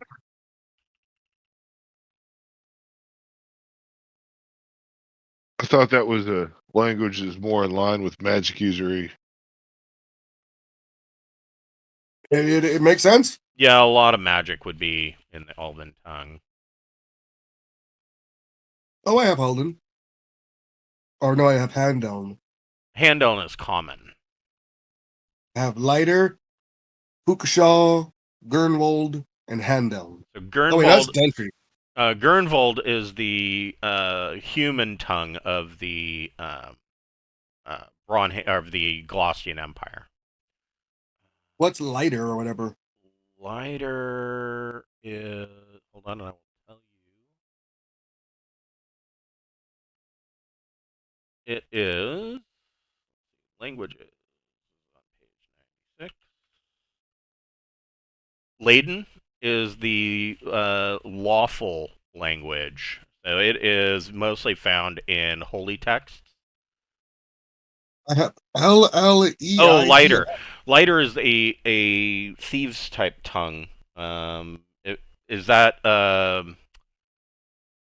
Jackson or Dentry? Both have it, which is surprising. Yeah, so it can be a little bit different. So uh, for Jackson, it is a language of signs and hand language, or Oh, okay. like sign language and carving signs into trees or what have you. A series of Ah, signs and marks that rangers would use.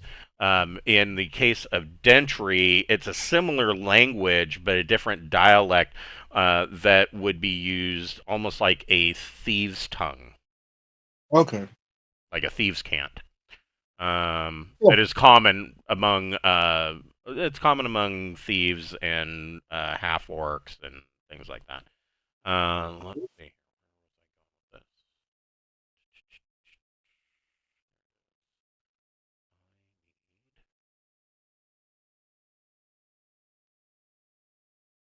Stupid weather change. I guess that is going to be yep, perfect.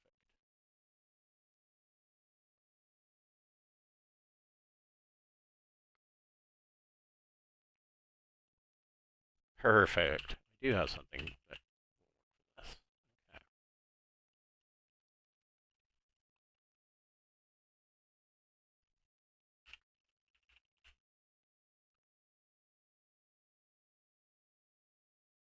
Okay.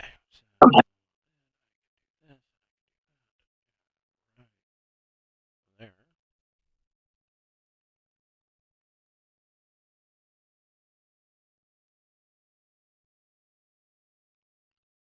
I don't know if he's that big. Well, he might be.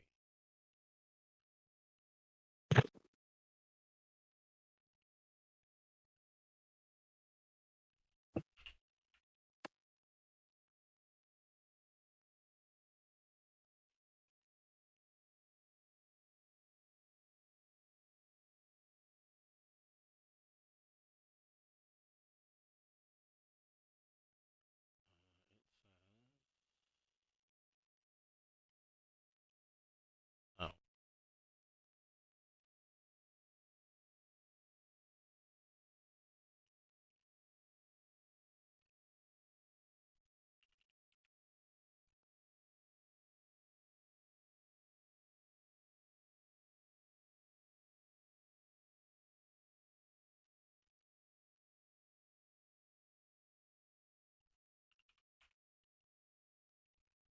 And there are. Holy shit. How many of these? Okay. Add creatures, Jackson.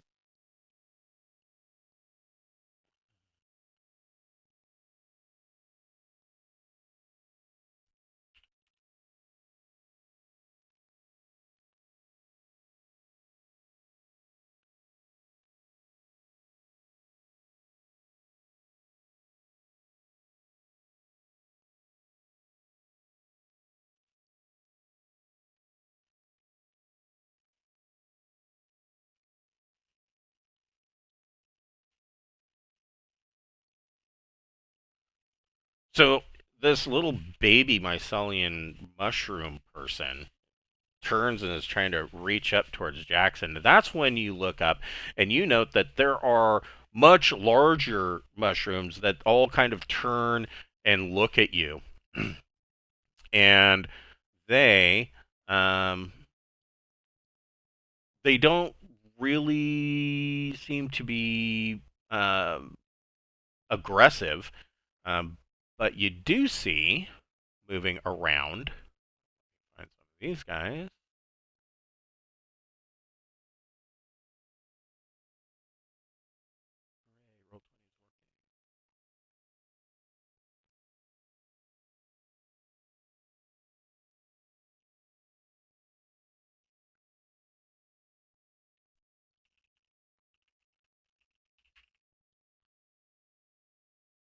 Yeah.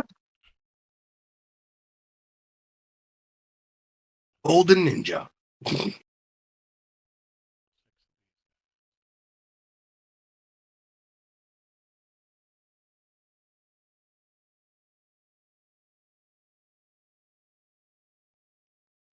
you see that there are a number of what appear to be drow. But when you look at these drow, you realize that um, they don't look like they are in the best of health. They are shambling around, and they have fungal growths like growing out of their face and off their neck and shoulders, and they're just kind of shambling about. And you see that this area, there's a lot of fallen trees. There are rotten logs on the ground, and you see that all of these mushroom people are all kind of laying out, just kind of resting. And there are a number of these areas where they have planted or their spores have taken root. I guess that's the right term, and they are growing their young out of these rotting logs. And as you kind of approach, one of them kind of holds up their hand and says, "Welcome to our grove." Wow. Howdy. Um, actually, it's probably Jackson that's going to speak to them, right? Yeah, I mean, this is all nature The boy stuff. Drow, I'm kind of curious. Like, I would say, well, thank you for the invitation. Um, I see you have some Drow guests? Question Yes. mark? So the first thing you notice that these things they kind of have what looks like a mouth, and their mouth moves. It's a part of the stem part of their mushroom body, and it kind of moves, but no sound comes out. Everything that they say, you're hearing in your head. And this one kind of moves forward and says, "Yes, the Drow were attacking us. They caused us to flee to the surface when they rose that damnable tower up out of the under or the mythic underworld. We were forced to flee and came. Luckily, our king led us to this wonderful grove. Unfortunately, the Drow killed him. Those Drow that we were able to put down, we turned into our fungal zombie guardians to help protect our new grove. The Drow killed many of us. We are having to repopulate our clan." Oh, well, to that, I would just say, um, I have some good news for you then. Those Drow are no more. Their tower is empty, and we have sealed their tunnel. That is good. The Drow once controlled a vast empire. We are glad to see them not succeed in extending it to the prime world above. Yeah, I mean, is there anything we can do to help you? Besides, like, You should speak with Oba the Elder. Alrighty, let's go. So they lead you over here, and you can see that in the ground here, move on over. In the ground here, there is a deep cave that leads down. And there are a couple of fungal zombies that are standing here guarding this cave. And this mycelian that leads you over to this really tall mushroom. Um, this is he's quite tall, um, probably a good 20 feet in height. And um, the mycelian that leads you over here, he says, "That's where we came up. The situation in the underworld has become grave. The Drow seek to reestablish their empire. As yet, this has posed little risk to most of the races of the underworld, but I fear that Arachnia desires to spread her influence. It is said that the Dulgar are arming themselves in their vast city of Felsencleft, and I worry that a terrible war is brewing beneath us." And as you approach this 20-foot tall mushroom, it kind of turns and looks and says, I am Oba the Elder. We are newcomers to the forest, but we have made contact with some of the wood elves. They helped us fend off the Drow when we initially came to the surface. We've been told that the elves have a grand city in the forest, but we dare not leave the shelter of our grove. The wood elves warned us of a deadly hag that resides to the southwest and told us to be very wary of strangers. But that is not in our nature. We are typically friendly. The wood elves have a settlement, Nisendistra, far to the north. You are searching for their aid. Oh, we should pass that message along if we run into them, because we're looking for the wood elves as well. So you've run into wood elves before. When you were up in the Skellis Mountains, you know that of the Prime Plane, there are basically three flavors of elves. You've got the High Elves, which you know that their capital city is rumored to exist here in the Sylvanas Forest. There are the Wood Elves, who are a little bit more conservative than the High Elves. They believe in the old ways, and they are quite nomadic, moving throughout the woods and forests of the world. And then, of course, there are the Drow, who are generally um, anywhere from evil to neutral, that come up from the underworld occasionally. You do know that they are prone for taking slaves, and now you kind of know why. And so this Oba the Elder explains that he currently can't move. He is rooted in the soil because when the Drow Tower was forced up out of the underworld, their Mycelian king was killed, or badly injured to the point that he couldn't survive.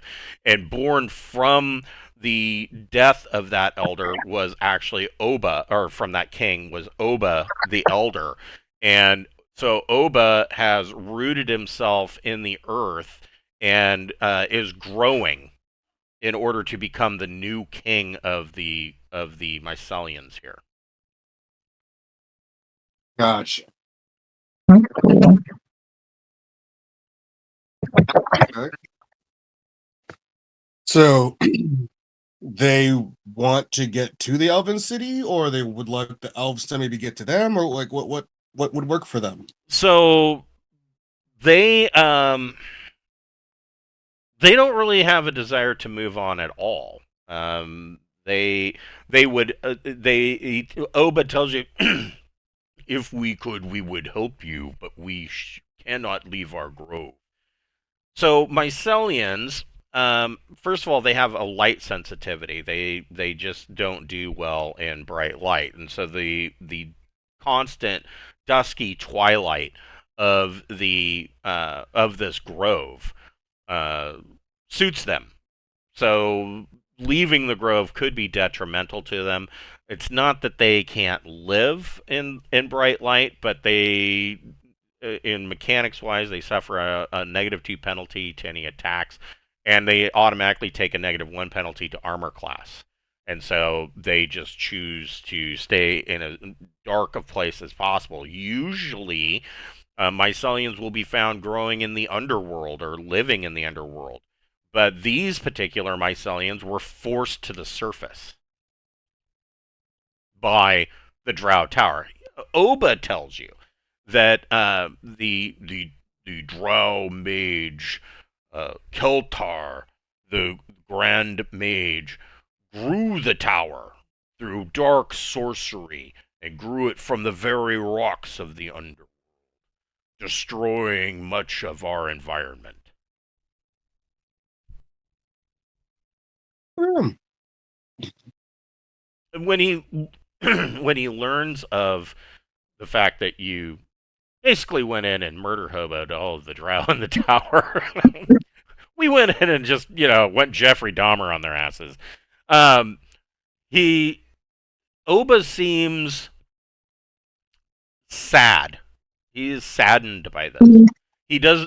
He says, "We don't wish any ill on the Drow. They are doing what they think is best for their people, but we are not going to be um, depressed or saddened by their passing. It is unfortunate that they are no longer with us due to the path that they chose." Yeah, I guess that's true. You look at it that way. They were disrupting the balance, just like that two-headed thing we had to take out. Eaten. No, yes, and yes, there are Etons throughout the forest, hags, the hag to the southwest. We have been told by the wood elves that that the hag is particularly troublesome to everybody in the realm. We have not run into the hag, right? No. No, Yeah, not yet. that's good. I don't know if I want to, unless we need to. But they told us the elves are to the north, so that's good information. That is good. Yeah, He also warns you about the fey mushrooms that you see. He says, in many cases, your kind may breathe in their spores, and while they are not poisonous, you may suffer from hallucinations. So basically, if you breathe in some of these fey spores, you're going to trip balls. Wow, is anybody The mushrooms and stuff them in a pouch? Yes, Jackson's like, don't mind if I do. handy later? You never know if you want to make someone look insane. He takes a leather pouch and fashions a fucking face spore nebulizer so that he can just hold on, puffs into. I'm hyperventilating. Strap it to your face. Yes, he makes a vape out of mushroom spores. Can I make a mushroom-based alcohol, or would it take away the effects? So the Duergar actually have a mushroom-based alcohol. They have a really foul-smelling and terrible ale that they brew called shit Duergar 611, and it tastes awful. And it tastes awful. I mean, it's not so bad as long as it's really cold. It smells even worse, and it is brewed from fungus and mushrooms and lichen and mosses that they find in the underworld around their city of Felsencleft. And they do have some trade with the surface world, mostly through various various trade areas towards the surface, and it is sold cheaply in a lot of inns and taverns. Even in Zalatoheim, there's some Duergar 611, and it is like mushrooms. I'm sorry, what? But that's made from nasty mushrooms, not wonderful trippy mushrooms. Yes, that's true. That's true. Yeah, I mean, you might be onto something. I mean, with the trippy fey mushrooms, you may not give a shit that it tastes like crap. I mean, one or two it gets better the more you drink it.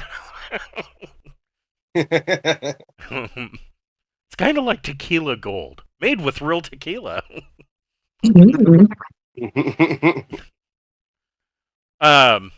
So he's willing to answer any questions that he may have. I mean, like I said, they have not traveled far out of this grove, but he's willing to answer any questions you might have.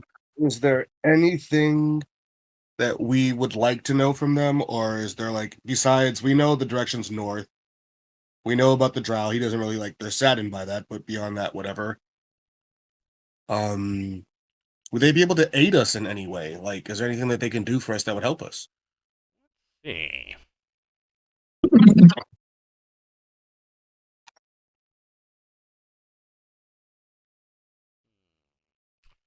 Uh,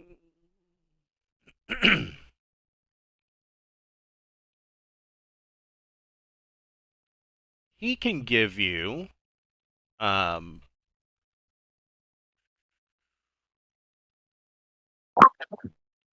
he can give you three uh I have to find it. There are three potions. Potions. 3 potions? Three potions of tripping balls. Uh Really? Mind if I do? no. They are three potions of serious healing. Ooh, cool. So these heal 2d6 plus 2 hit points and can cure blindness or deafness. So you have to choose whether it's going to repair hit point damage or cure blindness or cure deafness. You can only do one thing when you quaff the potion. And he, Do the tanks all want to take one? Or do you want me to hang on to them? I mean, I say hang on to it. yeah, Okay. you've always distributed the potions, so why All change right. that? I'll stick with it then. That's awesome. yeah, so he gives you three of these. He says, we brewed these from our own kind. Ooh, thanks. It's the soup of my people. Oh, they're really chill about that. Yeah.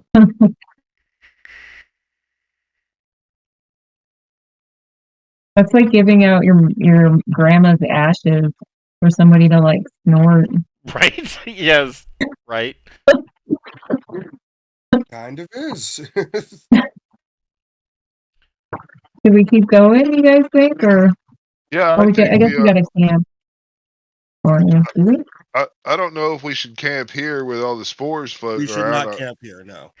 Yeah, we'll get all messed up. We'll have crazy dreams.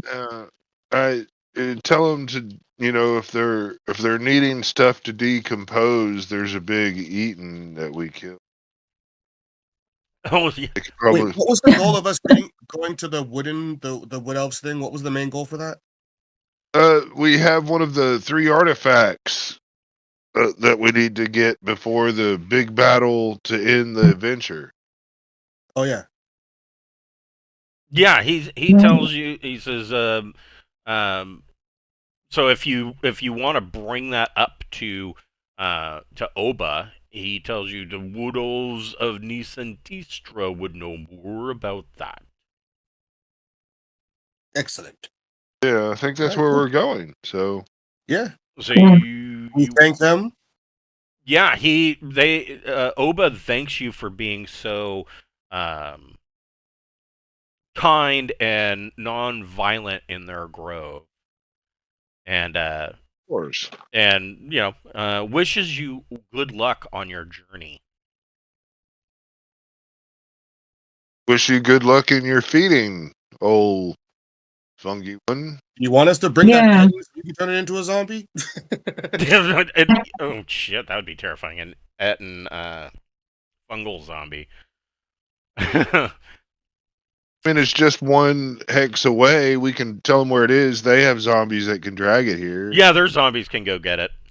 So Yeah. you can move 1 hex, Jackson. The goal is north. I'm gonna ignore this shiny colory thing over here and go north. Okay. This way. Okay. Now we have to rest for the night. Yes, and you don't get attacked by anything, but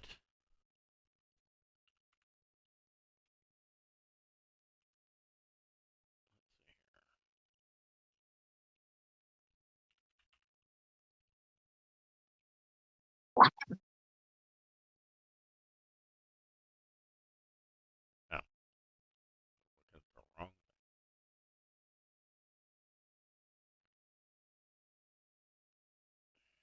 There.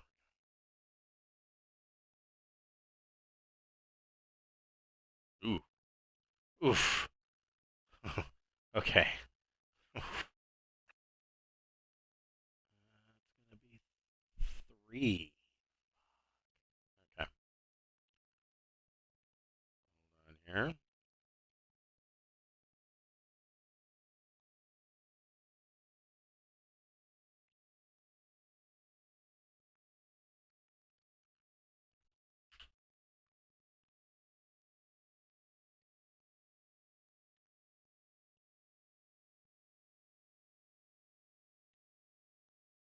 Yep.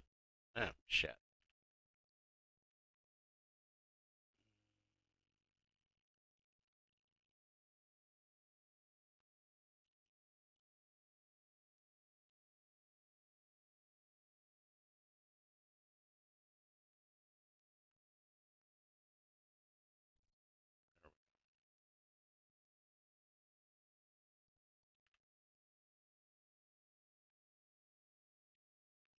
So you are traipsing through the forest, and you come into an area that is quite marshy. But it is getting the forest itself is getting darker and darker and darker, and so you are kind of forced to camp for the night. But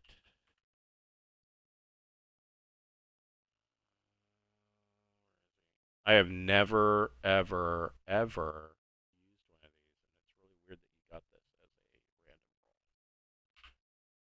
Oh, there we go.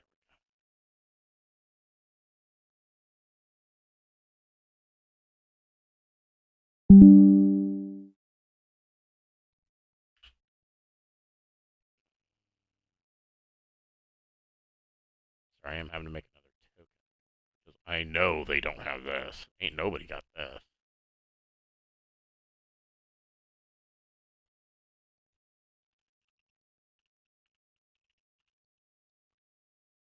This is an old, old, old.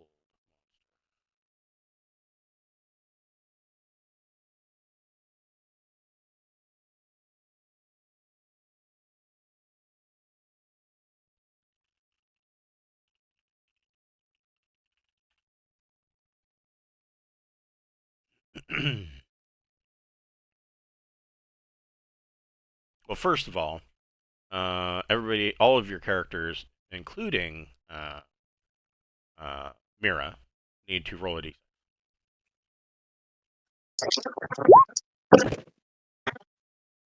So Borman. 6, 5. So anybody who got a 1 or a 2. So who got so for Brian? Who got the 2? Gentry. So Dentry is surprised.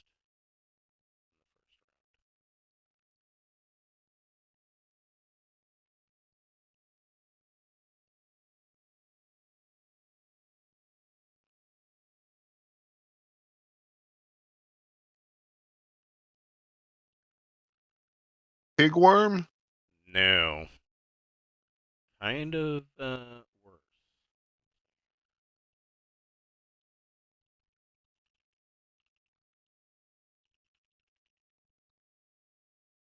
Especially since you got the max number of them.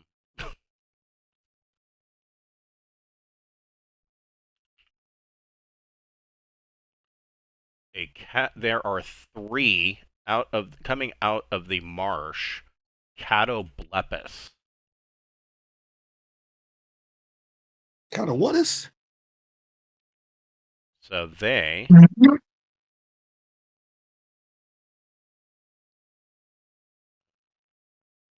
So they are nightmarish creatures with long, bone-tipped tails, a bloated buffalo-like body, stumpy legs, a long, thin neck, and a hideous boar-like head that dwell in swamp-like environments.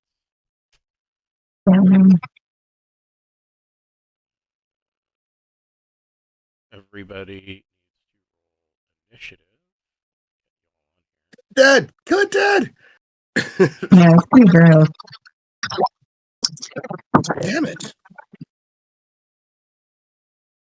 I think Well, that's okay. I'm gonna go with the Yes. last in initiative weapon anyway.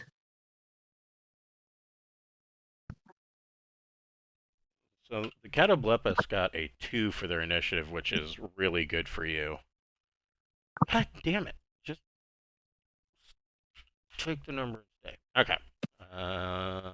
So there we go.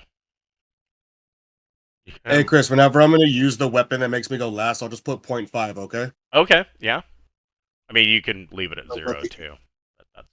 Oh, okay. But That that way works you too. know I put it in and I wasn't just waiting. That's true. That's true. Good point. All right. So, Borman, you can see these catoblepuses. Catoblepi? I suppose I should see.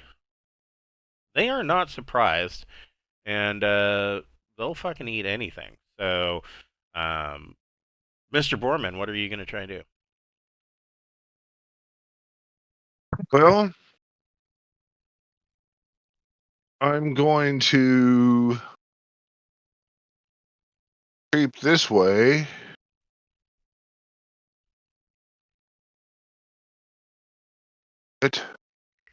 And I'm going to throw an axe. Okay. You're doing a sneak attack? That's right.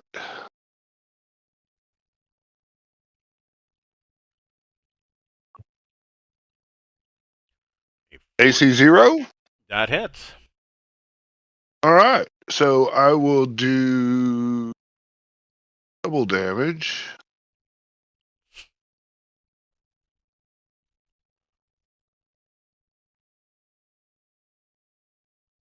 We'll probably go through one round of combat, and 14 points of damage. that's pretty good. All right, so Borman sneaks in and does a sneak attack and throws the axe, and it slices through the neck of this catoblepus and comes back into Borman's hand. And this thing lets out this horrific honking roar. Sounds like a cross between a really big goose and a water buffalo. Malachi, what would you like to do? Shit my pantaloon. And you'll see why. Well, from this point right here, water. Yes. Yeah, I'm gonna fireball. Okay. So Let's see. Let me 20 feet. Kind of, it gets that one, and it gets past that one, and does not get any of us. Right. Anything within 20 feet of that point.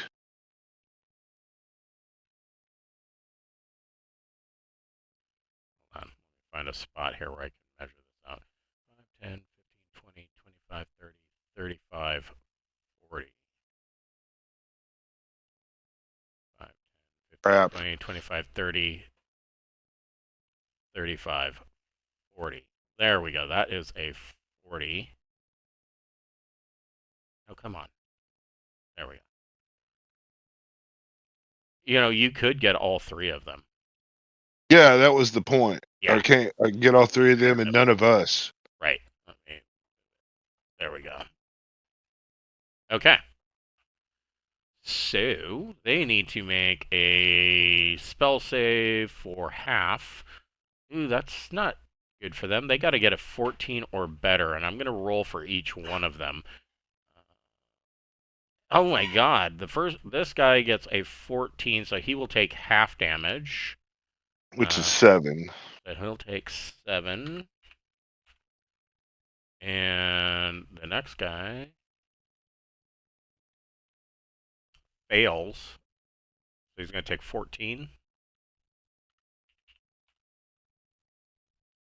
And the last guy fails and will take 14. Okay, so your fireball doth explode.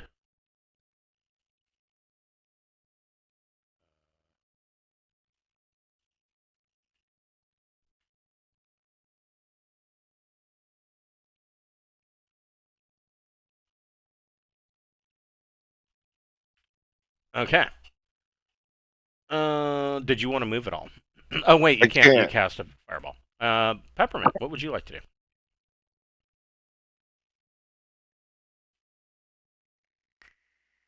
Be cautious. Be cautious. I think I should shoot one with the longbow. Okay. Which one you want to shoot?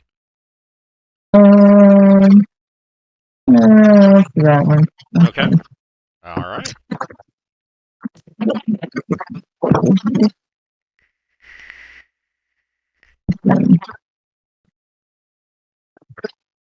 7's not gonna do it. Dang it. No, 7 is probably not. No. Well, let me double check that.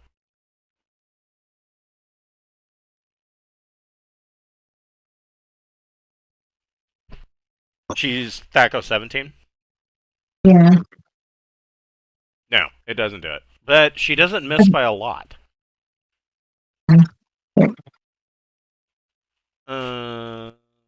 Alora, what would you like to do?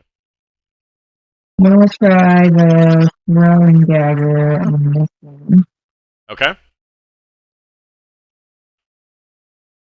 14? A 14. What's her Thaco? It's also 17. A 14 is going to hit. Or 5. Okay. So Alora throws her dagger and it. Whoops.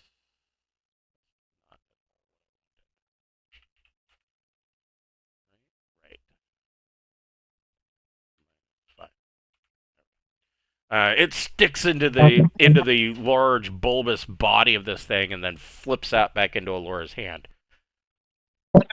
What's Mira doing?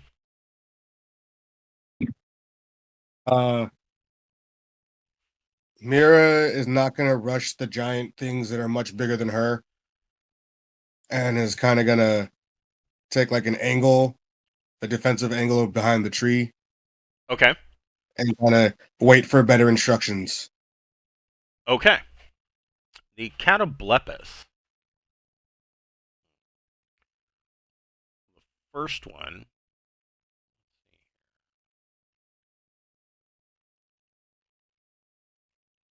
Not gonna rush the things that I don't know what they are.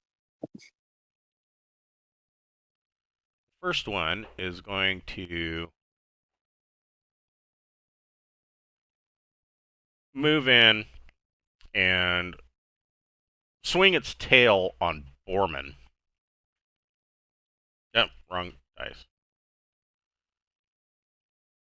Ooh, Thanks a -2. that's true. So 17. He'll probably hit though. Thaco 13. Yeah, hell yeah, that hits. Yeah, that hits. So, Borman takes 4 points of damage.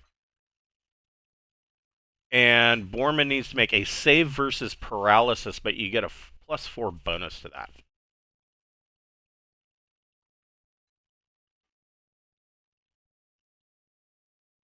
I saved. Okay, so this thing. Paralysis is 11, and I haven't updated it in a long time. What level are you? 7/7. Fighter and thief. So a thief at level 7, paralysis would be 11. A fighter at level 7 would be 10. Okay. So, yeah, you saved. Yeah, it swings its tail. Its tail kind of ends in this big knobbly bony ball, and just slams you in the chest. But it has a chance of stunning, and you saved versus its stun. This Catoblepus, well, first. All right, well, that's good. Is Gonna move over here and swing its tail, big knobby tail on Malachi. Oh, but he misses. I mean, well, I guess I should probably look. Back up 13. An 8 hits AC 5. I'm AC4. Nice. So Malachi narrowly dodges out of the way as this big knobby tail comes at it. And the last Cataplepus. Uh-oh.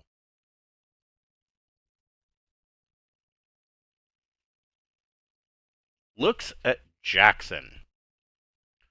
Jackson, make a save versus death. It just looks at me? Yeah. Shit. Yep. Is it going to kill him if he fails? Oh, but he didn't fail. There's no way he failed with an he 18. didn't.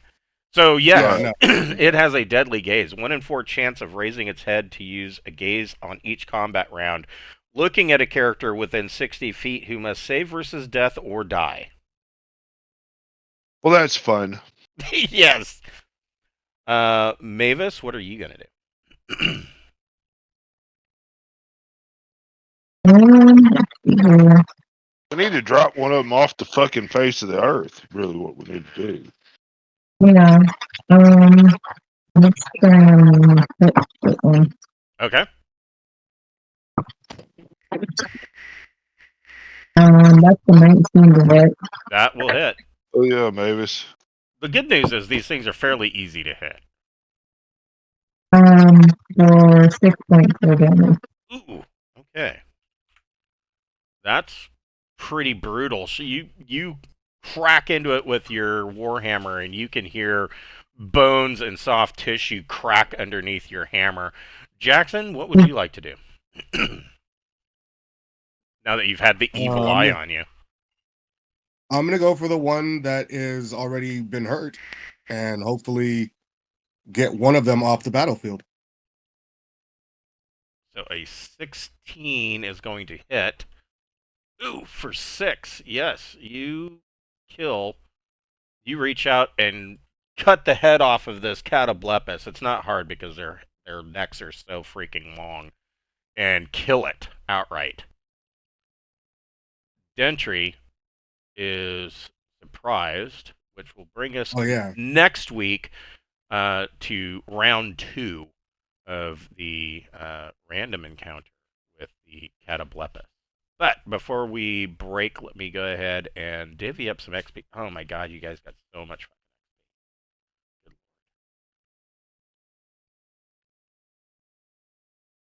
Not enough. Oh, I don't know about that. Let's see. You each get 3,677 XP. Wow, that was quite a bit. So close. It was all those good rolls that Cameron got on the Etten for treasure. Oh, wow. Cool.